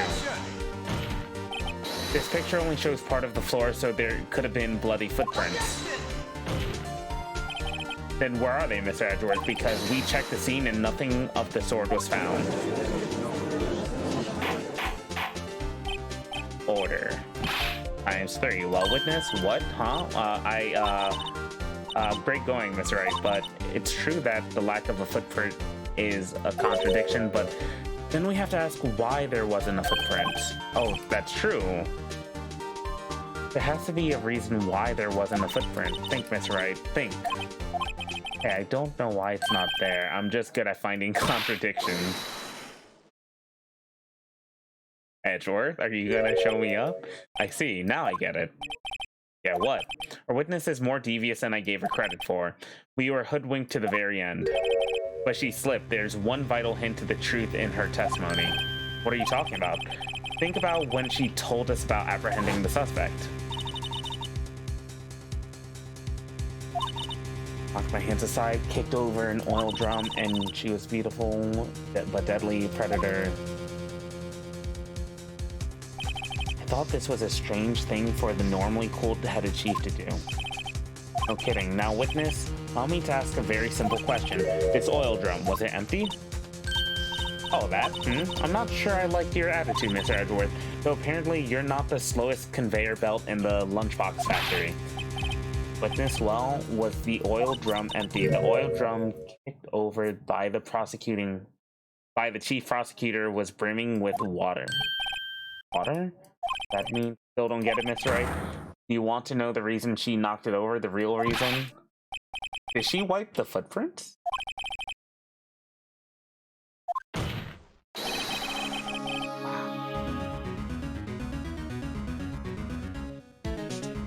To erase the blood stains that would become evidence against her. That ties things up quite nicely. The bloodstains left on the victim's shoe ties her quite clearly to this murder. Then after the deed was done, she knocked over the oil drum to erase the telltale signs. Oh, that's a prosecutor's specialty, erasing evidence. That reminds me, Miss Sky's right hand was hurt. Didn't she say she cut it when she stabbed him? So then my sister's blood got onto the shoe. Well, I see no reason to prolong this trial, Miss Wright. Do something, please. What can I do? Your sister has confessed to the crime and she tried to conceal it. But enough. There's no need for further debate, Your Honor. The verdict. Very well. Angel Star is on the prosecution's side. She could have been lying about the water. This court finds the defendant, Miss Lana Sky, Emma. Little girl, what did you just say? Huh? Me? Did you say that I, Angel Star, was on the prosecution side? Well, yeah, you are. You're saying my sister hid evidence by erasing the bloody footprints. Well, I thought you had your fill, but here you are demanding a second helping. Another lunchbox, a lunchbox called evidence. Can she just end this already? Witness, don't tell me you have something else. The time for deliberations is past. Any further comments and you will be held in contempt of court. Your threats don't scare me, the cough of queen. Look at this. A photograph? I had it just in case anyone had the gall to suggest that the white shoe didn't belong to the victim. I see no room for error in this evidence. Miss Wright, wait. Look at the asphalt in this photo. Hey, it's clearly wet. Erasing the last trace of doubt from the court's mind. Immediately after the murder, the crime scene was washed with water. I'm sorry, Mr. Wright. I guess I couldn't help after all. It's not your fault. I knew I couldn't win this case from the beginning, and yet it seems this is what your sister wanted anyways. I'm sorry, Mia. Right? Wet or not, don't be so quick to throw in the towel. Get yourself up. Get yourself up off the asphalt. Take another good look. Don't give up, not until the bitter end. Mia with the backseat gaming. This is the last piece of evidence. Very well, this time I'd like to declare a verdict for good. Objection. Your Honor, wait. What is it with you people? Can't I hand down my verdicts in peace anymore? Whatever it is, can it wait? No, it can't. Then it will be too late. Look at this photograph, the last one submitted. This trial isn't over until we give each piece of evidence proper consideration. So, right? Are you saying there's a problem with this latest piece of evidence? Yeah, I'll think later. Yeah, there's a problem. Right or wrong, I've got to go ahead with this. Dun, dun, dun, dun. I suppose since we've come this far, we should give every claim a fair shake. Very well, Mr. Wright. Show the court the problem in this photograph.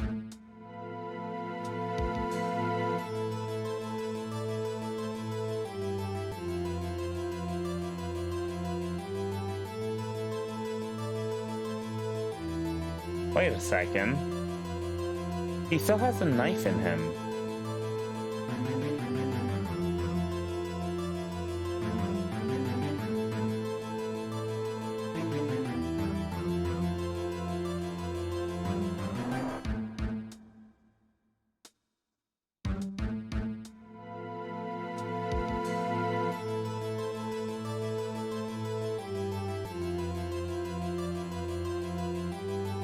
Well,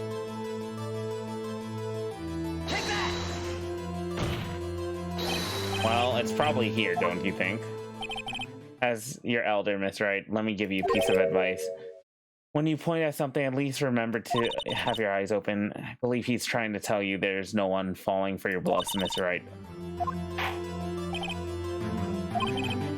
Oh, wow. I get another shot.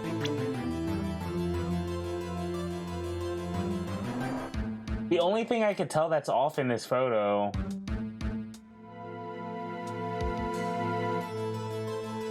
Take that! is foot.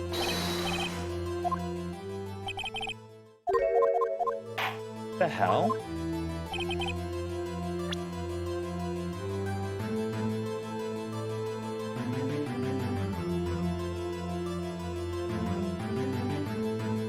Take that! The problem in this photograph is here. I saw that earlier, but what is it? There's something poking out of the car's muffler. You just said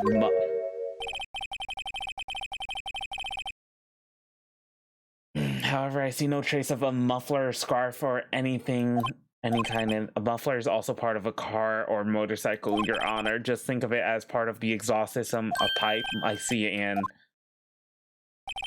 What's this suspicious-looking cloth sticking out of the car's muffler? So what if there's something sticking out of the muffler? What does this have to do with the case? Nothing. Absolutely nothing. Sorry, Miss Starr, but it's not going to be that easy. In fact, you've already told us why this is important to the case. You said as much in your testimony. Let's hear what Mr. Wright has on his mind. Tell us why you think this piece of cloth is in the muffler.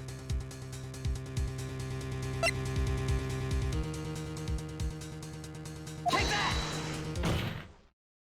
Miss Starr, recall your testimony for the court. Yes, when I arrested her, she mentioned the muffler. That's when she had me confused in my earlier testimony. Muffler. Could it be that the muffler you heard mentioned was actually this exhaust pipe? If so, that means this piece of cloth is vital evidence.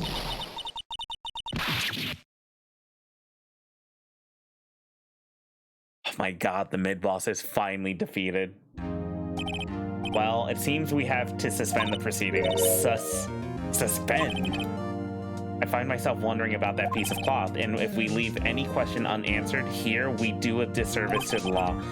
Have the car at the crime scene inspected at once and bring me that cloth. The verdict will wait until after we've seen all the evidence. Agreed? I suppose. But we made it, at least for now. This court will adjourn for a 30-minute recess. It's lunchtime after all.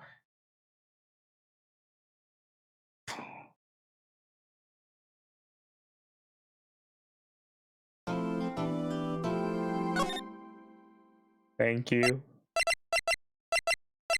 Why was that day so long?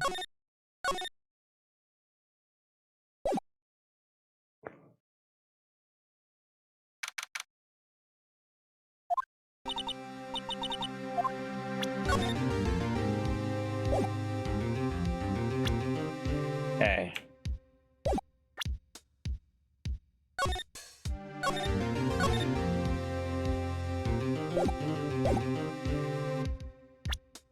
Alrighty. We got through one of the longest... Holy shit, that was so long. We got through one of the longest first halves of a trial. There's still the second half, and that was just recess. We ain't doing this today, though. Well, the next time we get back to this, though, we're gonna have another trial ahead of us. So that'll be fun, right? God bless. Give me one moment, please.